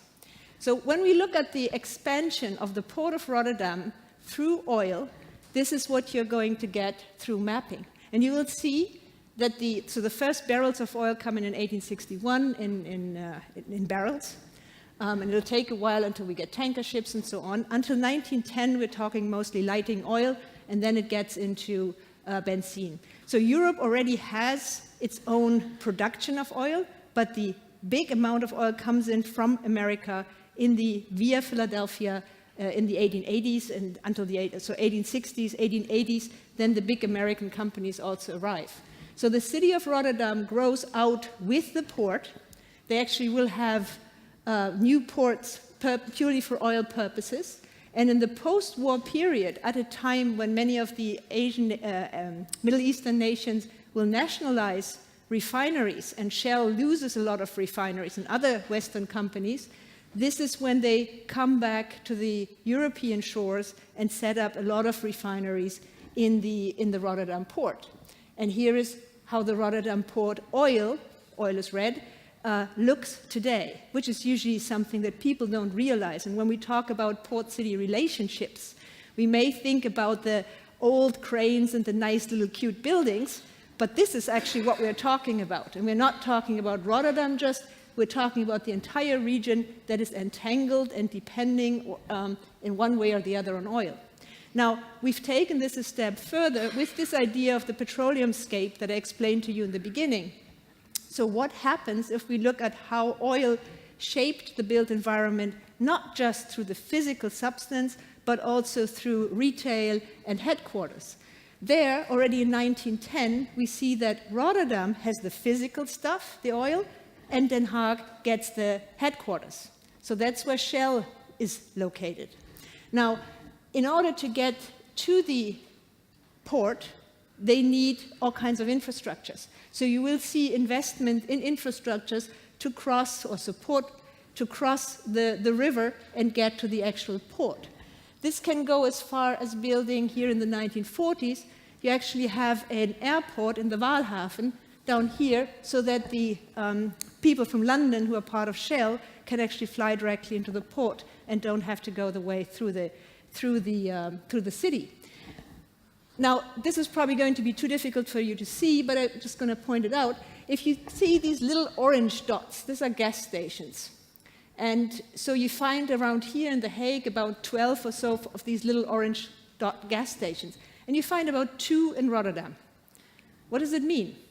Well, I think it tells the story, where is the money? This is the time when the first cars are being sold, cars are expensive. Where do the rich people live? Well, they live in The Hague rather than down in Rotterdam. Oh, okay. Okay. And so here we go on into the 1970s, and you see how the landscape actually expands with the car infrastructure expands with the retail, with the gas stations into the hinterland, and then we come to 2000. And that's the amount of oil that is actually covering our landscape. And if we take this to current issues and we say, well, energy transition, let's go beyond oil. Well, this is the landscape that we're up against. And that is the time, if you take the story that I just told you, within 150 years, oil has transformed our built environment to a huge extent. So how are we going up against this if we want to go green? I mean, that's usually the attempt that my students then want to do. So what we've been doing on top of that is to bring together in a timeline what happened at what moment in time and when which element was built. So the question is, what supports what? At what time do we need to build housing first before the refinery can come? And that, for example, in the Western Europe, the cities are already there. So mostly we don't need to build an Abadan-like new city, but instead, in the case of Rotterdam, for example, you might need a housing district south of the river because otherwise it's too difficult for the people to get there. So the oil companies will invest when needed in general infrastructure, but usually they don't go as far as building cinemas, hospitals, kindergartens, and etc., which are things that you regularly see in China, Russia, and other places around the world. So what we are now trying to do, and I would like to switch to the kind of more prospective part. Well, actually not quite yet. Let's see. So what we are trying to do now in terms of history first is to do a similar mapping around the North Sea entirely. So right now I'm trying to look from Hamburg to Dunkirk and Le Havre, because when you look at the historical literature, you already see that all of these cities were competing for and against the entrance of oil. So why Rotterdam and not Amsterdam? So Rotterdam already outgrew Amsterdam very early on, and you see that already when foreign companies, Shell, etc., Standard Oil and the others are buying up land in the Rotterdam port, outbidding Amsterdam quite quickly. Antwerp used to be the biggest one, and they were all fighting for the German hinterland. So one year, Rotterdam is building a new train, a new connection to the hinterland, and Antwerp is competing again. So until the point that Antwerp can't enlarge its river anymore because it runs through Dutch territory. So now they're depending on pipelines coming from the Rotterdam port. Dunkirk is a completely different story because it belongs to the French entrance point, mostly of BP, because Total has been using mostly Marseille and Le Havre to get into France. And it's always the question who is closest to the consumers, which is in this case obviously Paris. Now, there's a whole story to be told about Hamburg, but I would love to do it at a different time as we're still doing research on it. I'm just showing you a couple of images of these beautiful refinery sites in the area here. Now the question is, what can we do with this and what does it mean for a museum? So for the Netherlands, we're currently mapping the green energy transition. So this is not yet mapped in a nice, beautiful way. It's just a collection, but even between 2010 and 15, you already see a big difference. And this difference also tells us a larger story about decentralization and space. So we will no longer have a centralized distribution of oil flows. We will have a decentralized distribution of energy, which will also mean that our landscape is going to change quite extensively. But how do we make a point, and this is now concerning museums and how you set them up, how do you bring your visitors to actually understand, play with you, support you, crowdsource the things that you're looking for? So this should be a film. I don't know why it's not starting. Let's see. Yes. So there's just a bit of music, so you can ignore that. If you can ignore that, you can get the sound down. So I'm going to just quickly talk you through. This has been a pilot project based on the mapping that we have done, with the idea that we have a website where currently about 6,000 oil objects are located. So you could send in your narrative of oil. And each time I present this project, somebody says, yes, but I grew up, my father was, and by the way, and we bought our milk at the gas station. And you get a good discussion going. I should say I myself grew up in that kind of situation. But the idea is that we can collect narratives from anyone and they can upload photos, imagery, and construct a petroleum scape, put on their own oil glasses to understand what it is. And you can actually, the idea is also then collect images that someone might have in their photo album, and that's not regularly accessible. So we've paired that with an augmented reality tool. This is our faculty. And when you just stand next to the faculty, you already see all these oil drops around you. And that can be anything from a gas station. We have also a lot of research institutes that are oil-based or oil-funded, etc. Perhaps the funniest thing I ever had was looking around it with this in The Hague, and I found the expatriate petroleum wives of The Hague Club. So there's things that you don't even expect they exist, and you get a complete different understanding of the environment. So ideally, what this could do would be that you are in place, you are here in Amsterdam. This is the former Shell headquarters, which is now the Adam Tower, which raises a lot of questions about how you treat your heritage and your history, and what does it mean to have an iconic oil building now become an urban icon.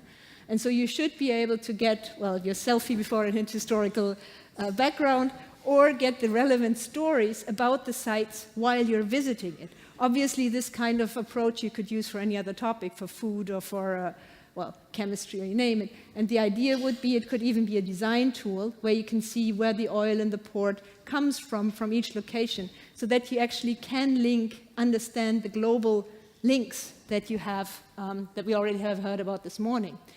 And so what the students have been asked to do is now to look beyond oil. So what happens if we actually can get rid of this stuff? If the refineries become petroleum heritage sites. And so we are now looking at Dunkirk, and in Dunkirk they have been doing a master plan unearthing narratives around heritage, and they've come up with these kinds of projects. So these are really port city stories. The one on the left, he is called The Last Drop of Oil. He has a refinery under a hill, so they are dragging out the last drop of oil to continue with their consumerism, but it's decorated with a few windmills, and other of that, it's all the big containers. And another project, which is a more dystopian, well, both somewhat dystopian visions. On the right, we had more abstract projects like this. And then there are projects like this one by Egge, which is about, some of you may have seen in the Netherlands, these free walking beasts on the beaches that are blown by the wind. So he was imagining a cleanup device that could clean up the Dunkirk area.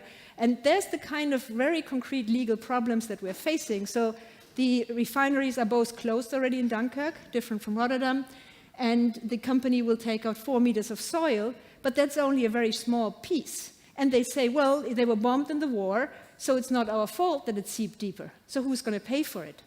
So from these kinds of very utopian, imaginary, visionary projects to very concrete questions, well, how are we going to deal with that as a society? Who's going to pay for it? So he was imagining a place of slowness where these machines would sort of be grazing and tilting and renewing the soil, walking around on their own in interaction with the general public. So to conclude with a few points, it may be interesting to mention here that the AIVP, the Association Internationale Ville-Port, has come up with an agenda for port cities. We've been trying to reimagine the relationships between port and cities through dualities. So where does the port meet the city? Where do they interact? Where are the spatial sites where they coincide? This is online under Port City Futures. And I was talking to you about the exhibition, which is opening this weekend. That's also why I have to leave early. This weekend in Dunkirk, Or Noir, which is actually 2 exhibitions, one in the local port museum and one in the learning center, which is focused on beyond oil. And we're organizing a conference on Port City Futures in December, so anybody interested, let me know. Thank you very much.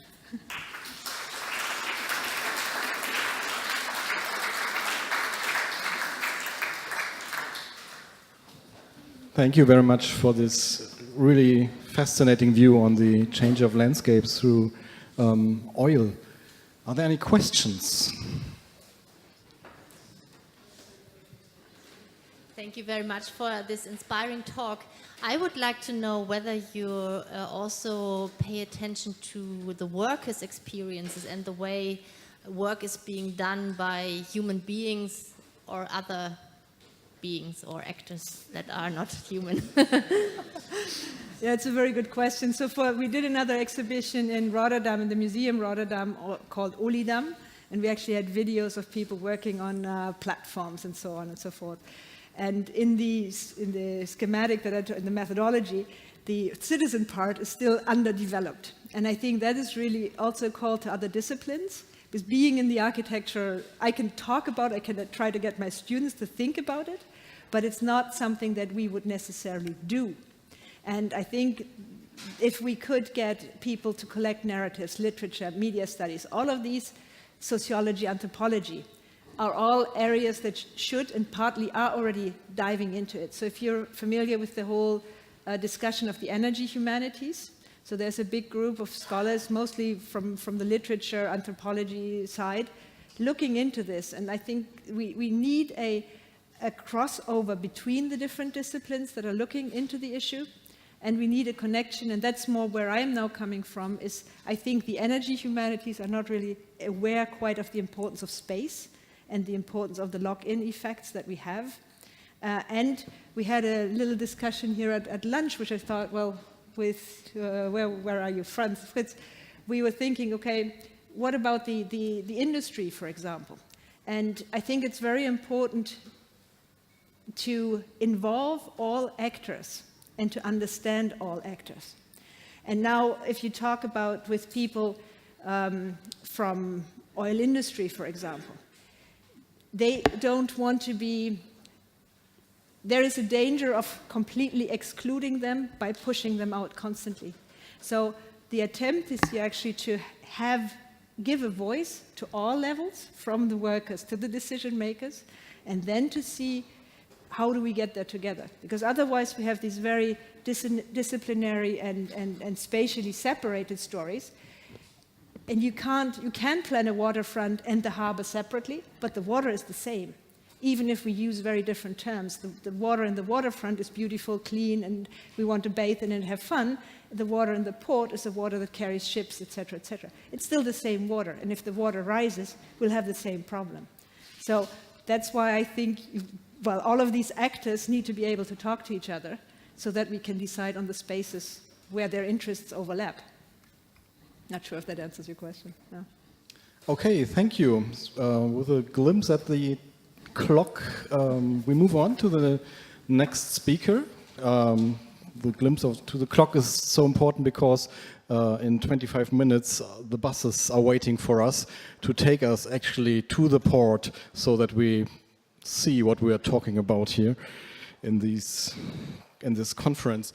So I'm like to introduce you the second seaman of our conference, Sven Ritau. He is actually a trained ship mechanic and discovered through his love for the sea the deep history of the sea. So he studied to become a historian, and he worked for the last 2 years at the University of Greifswald in the project Baltic Borderlands, shifting boundaries of mind and culture in the borderlands of the Baltic Sea region. So his talk will bring us from the big hubs of the maritime world, like Rotterdam, to the more maybe provincial towns, city, which nevertheless are as important as the big ones. And he will bring us a little bit back in time to the time of steam shipping. And the title of his talk will be From Stralsund to the World, Regional Ports of the Baltic Sea Region and Their Contribution to World Trade in the 19th Century. The floor is yours. Yes, thank you for the kind introduction and welcome to my presentation. 19th century industrialization unleashed fundamental changes that led not only to growth and prosperity, but also to disparities. An increase in world trade thereby was just one symptom of these processes ending up in modern globalization. On the table, we see various indices of world trade, and as we can see, the trade increased tenfold between 1815 and 1913. Phases of intensive growth, up to 5% per year, were just interrupted by 2 decades in the last quarter of the 19th century, still with 2.6% growth per year. This development requires fundamental changes also in the transport sector. Decrease in transport cost and freight rates were the consequences. The reason for decrease of transport costs is still in debate.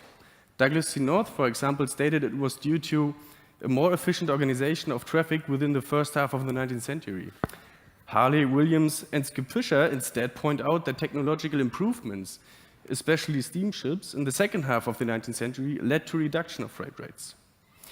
Anyway, there are global trends in maritime shipping since the mid of the 19th century accompanying ongoing globalization. According to Bert Becker, every macroeconomical process which promotes global economic hegemony can be considered as an universal, and processes of local adaptation to these will help us to understand globalization in the regional ports. This presentation refers to universal's decrease of freight rates and transportation costs, the increase of amount of ships as well as the size of the ships, and the technological transition from sail to steam between 1850 and 1913. Therefore, my presentation shows the implementation of these universals in ports of the southern Baltic Sea. I assume that new transport technology like steamships and railways enabled global market integration.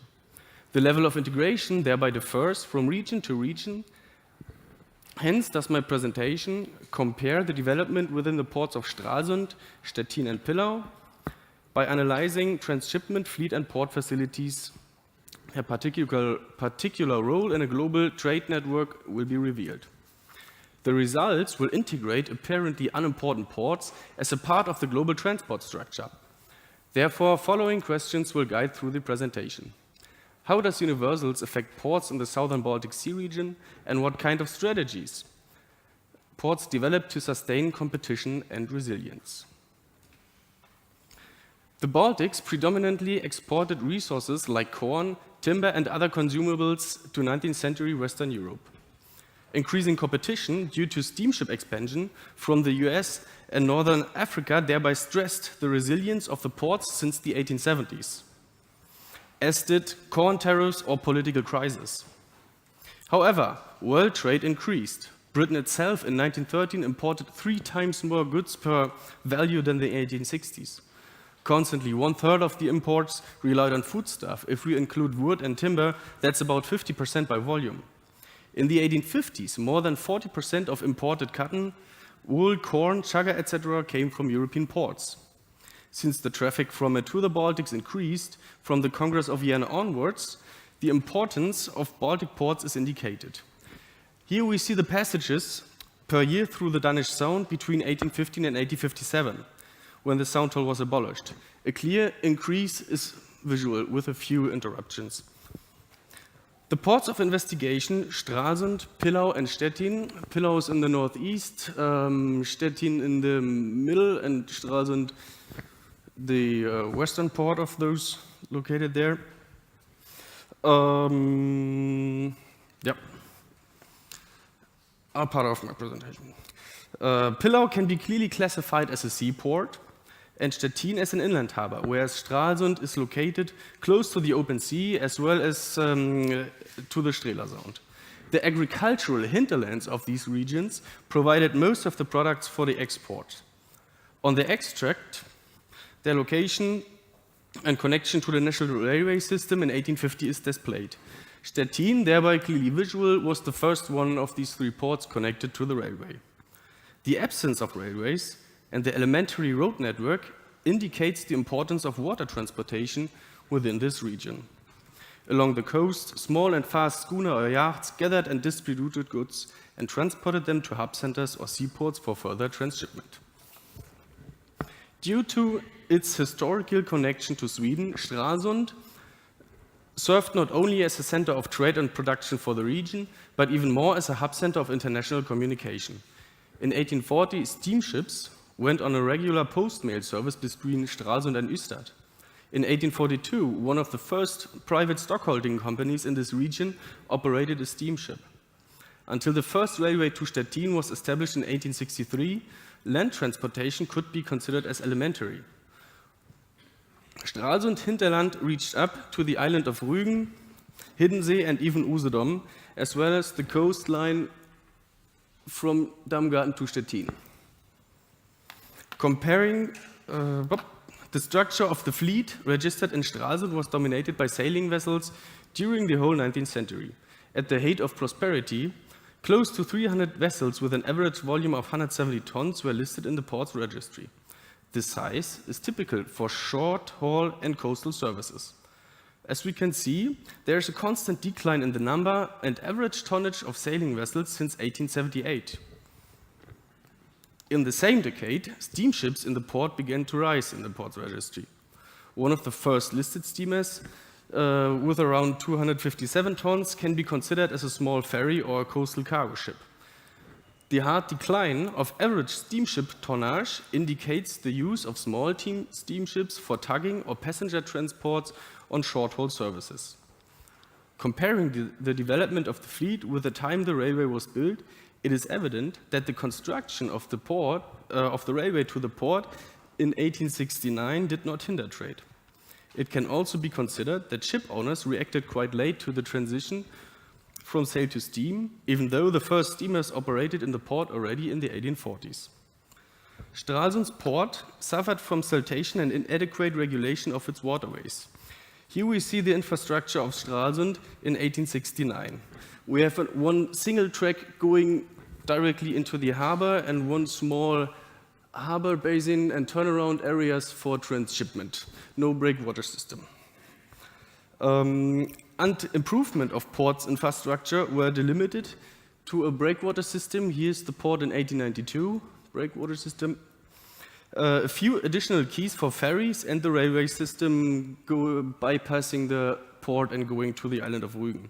No prolonging of quays or improvements of the harbor basin can be located. The structure of goods was dominated by corn, and this dominance led to less resilience of Stralsund's ports during crisis or corn tariffs in the latter half of the 19th century. During times of political crisis, such as the Danish-German War or the Danish-French War, when the entry port for Stettin was blocked, that was Swinemünde, Stralsund's port served as a transit port for the vessels heading towards Stettin. Stralsund's reaction to universals were quite restrictive, as we see. The most amount of transportation was directed to Stettin, even more since freight rates declined. Since then, sailing vessels were suppressed from mid-haul services to the North Sea and Britain due to low profits. Ship owners focused on best-class insurances for their used sailing vessels to get engaged in transatlantic trade and therefore missed investments in new ships for Baltic purposes. The port's facilities were not appropriate for the growing size of vessels, nor did located merchants invest in steamships. It rather seems Stralsund tried to optimize its transportation by supporting Stettin. However, the amount of incoming vessels since 1872 remained on a moderate level by 400 per year. In times of crisis, like when Swinemünde was blocked, more than 900 ships per year entered the port. Now we will come to our second port, Pillau. Pillau can be considered as an outport of Königsberg. In 1850, the port's registry listed 6 vessels, compared to Stralsund, more than 300. 2 of them were around 300 tons, 4 on average 160 tons. Despite loading facilities and bunkering stations, there were no important export-oriented industries located. But Pillau profited from its position close to the sea. Therefore, vessels could light their cargo to enter the canal to Königsberg And during hard navigation in winter times, Pillau remained more longer ice-free than those of Königsberg. In the 1860s, infrastructural improvements of the port took place, as we see here, which were finished in 1885. The breakwater system secured the basin to waste from the sea and ensured the entrance to the canal of Königsberg. A railway connection to Königsberg, here from one single track to 3 multi-track lines. Prolonging of the quays and the modernization of the canal itself, finished in 1901, also improved the port's efficiency. Pillau's transshipment hardly depended on the surrounding ports of Königsberg and Elbing, and Königsberg served as a transit port for corn and forestry products from the Polish and Russian hinterlands. Customaries or special railway tariffs thereby significantly influenced the export rate of this port. In the first instance, Pillau seemed to profit from the improvements on the infrastructure. On the height of trade in 1875, more than 1,800 vessels came to the port, even though the length of the quayside is not much more than those of Stralsund, actually. But still, we have 4 times higher amount of incoming ships. Every third of these 1,800 vessels was a steamship with an average size of 430 tons.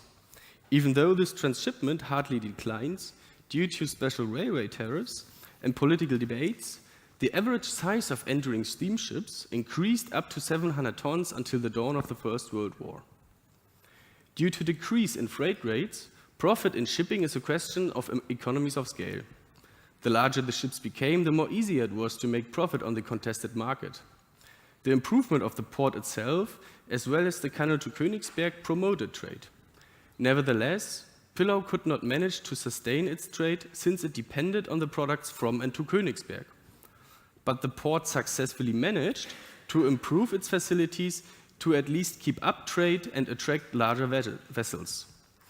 Deep water basins and time reduction can be considered as an advantage for ships to come to Pillau, even in times of decline. In the first approach to the presentation, we recognized growing trade from the Baltics to Britain and Western Europe markets.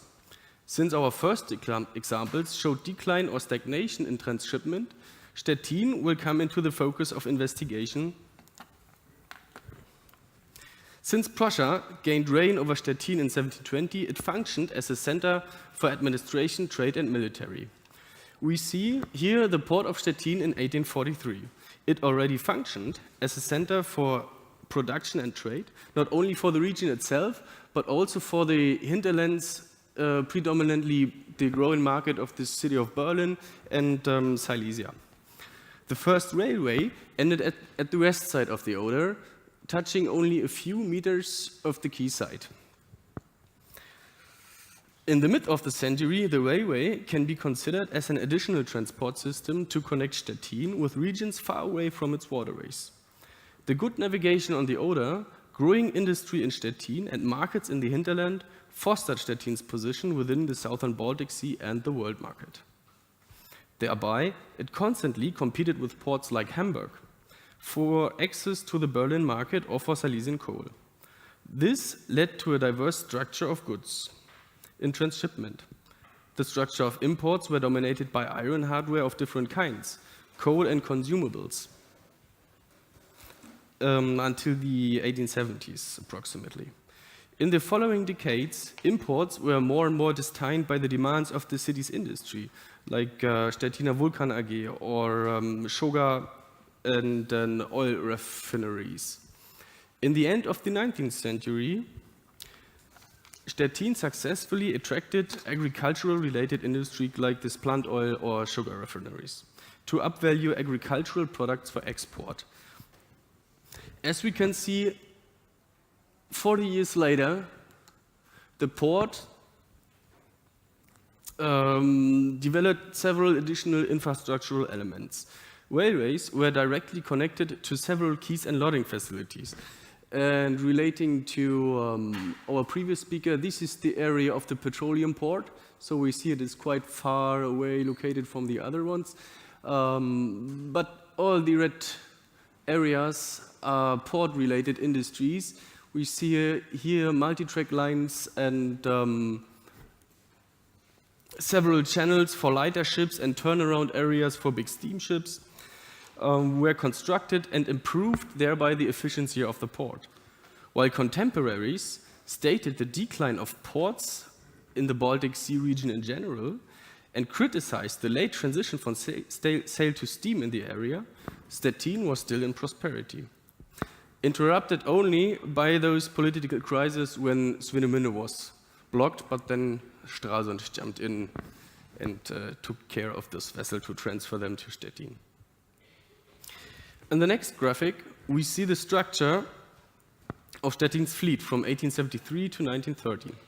Steamers already dominated within the port since the early 1880s.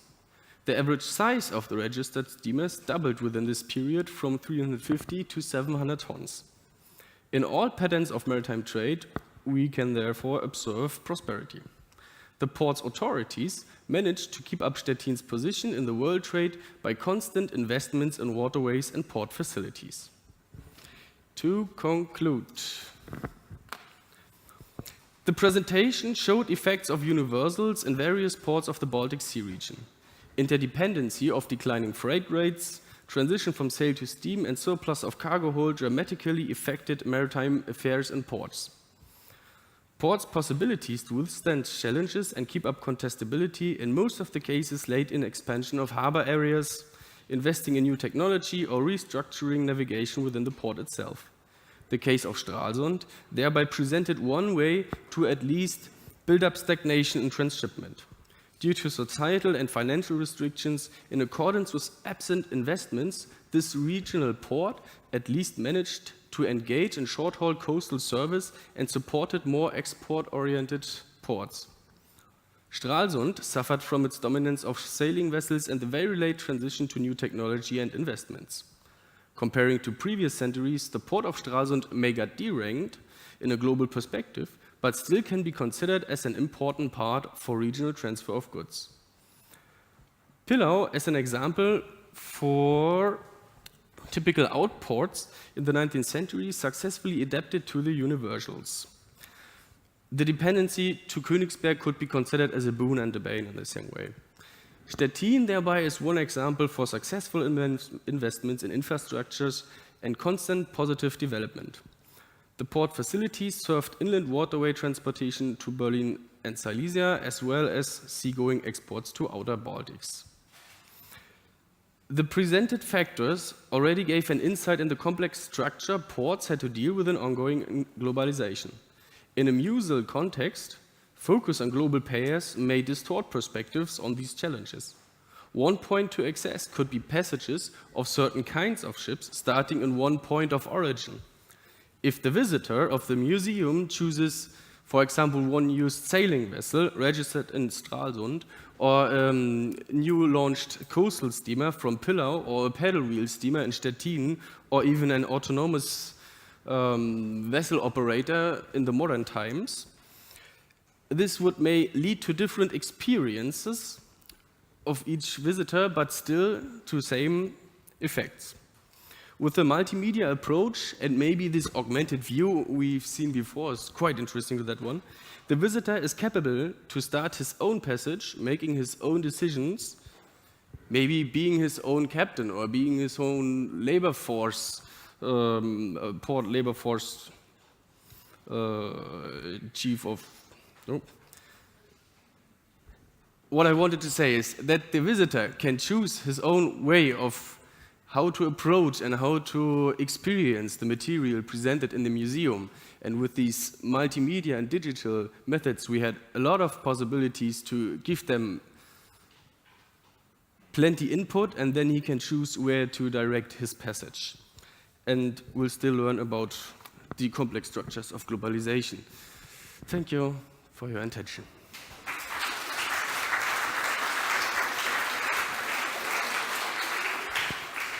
thank you very much for giving us these insights in the different developments and the connections between these different three ports and their hinterland and the technical infrastructure needed to stay or maybe become vibrant ports. Are there any questions to Mr. Ristauer?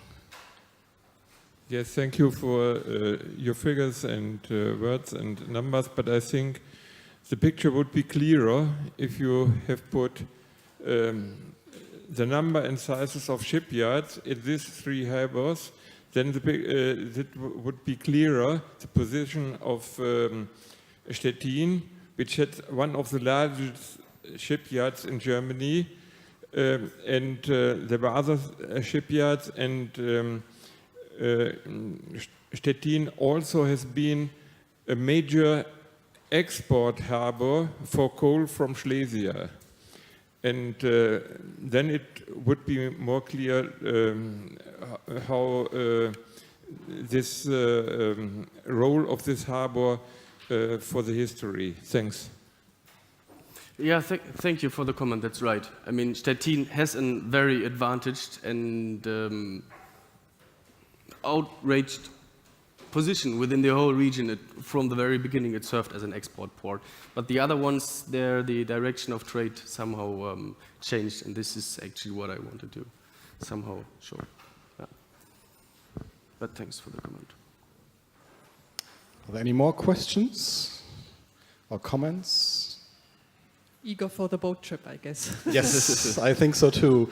So thank you very much. Thank you, Sven Ristau, and all the speakers for sticking perfectly to the time. So I think this is a pleasure for the organizer. Yeah, I'm grateful for that. Thank you, Sven.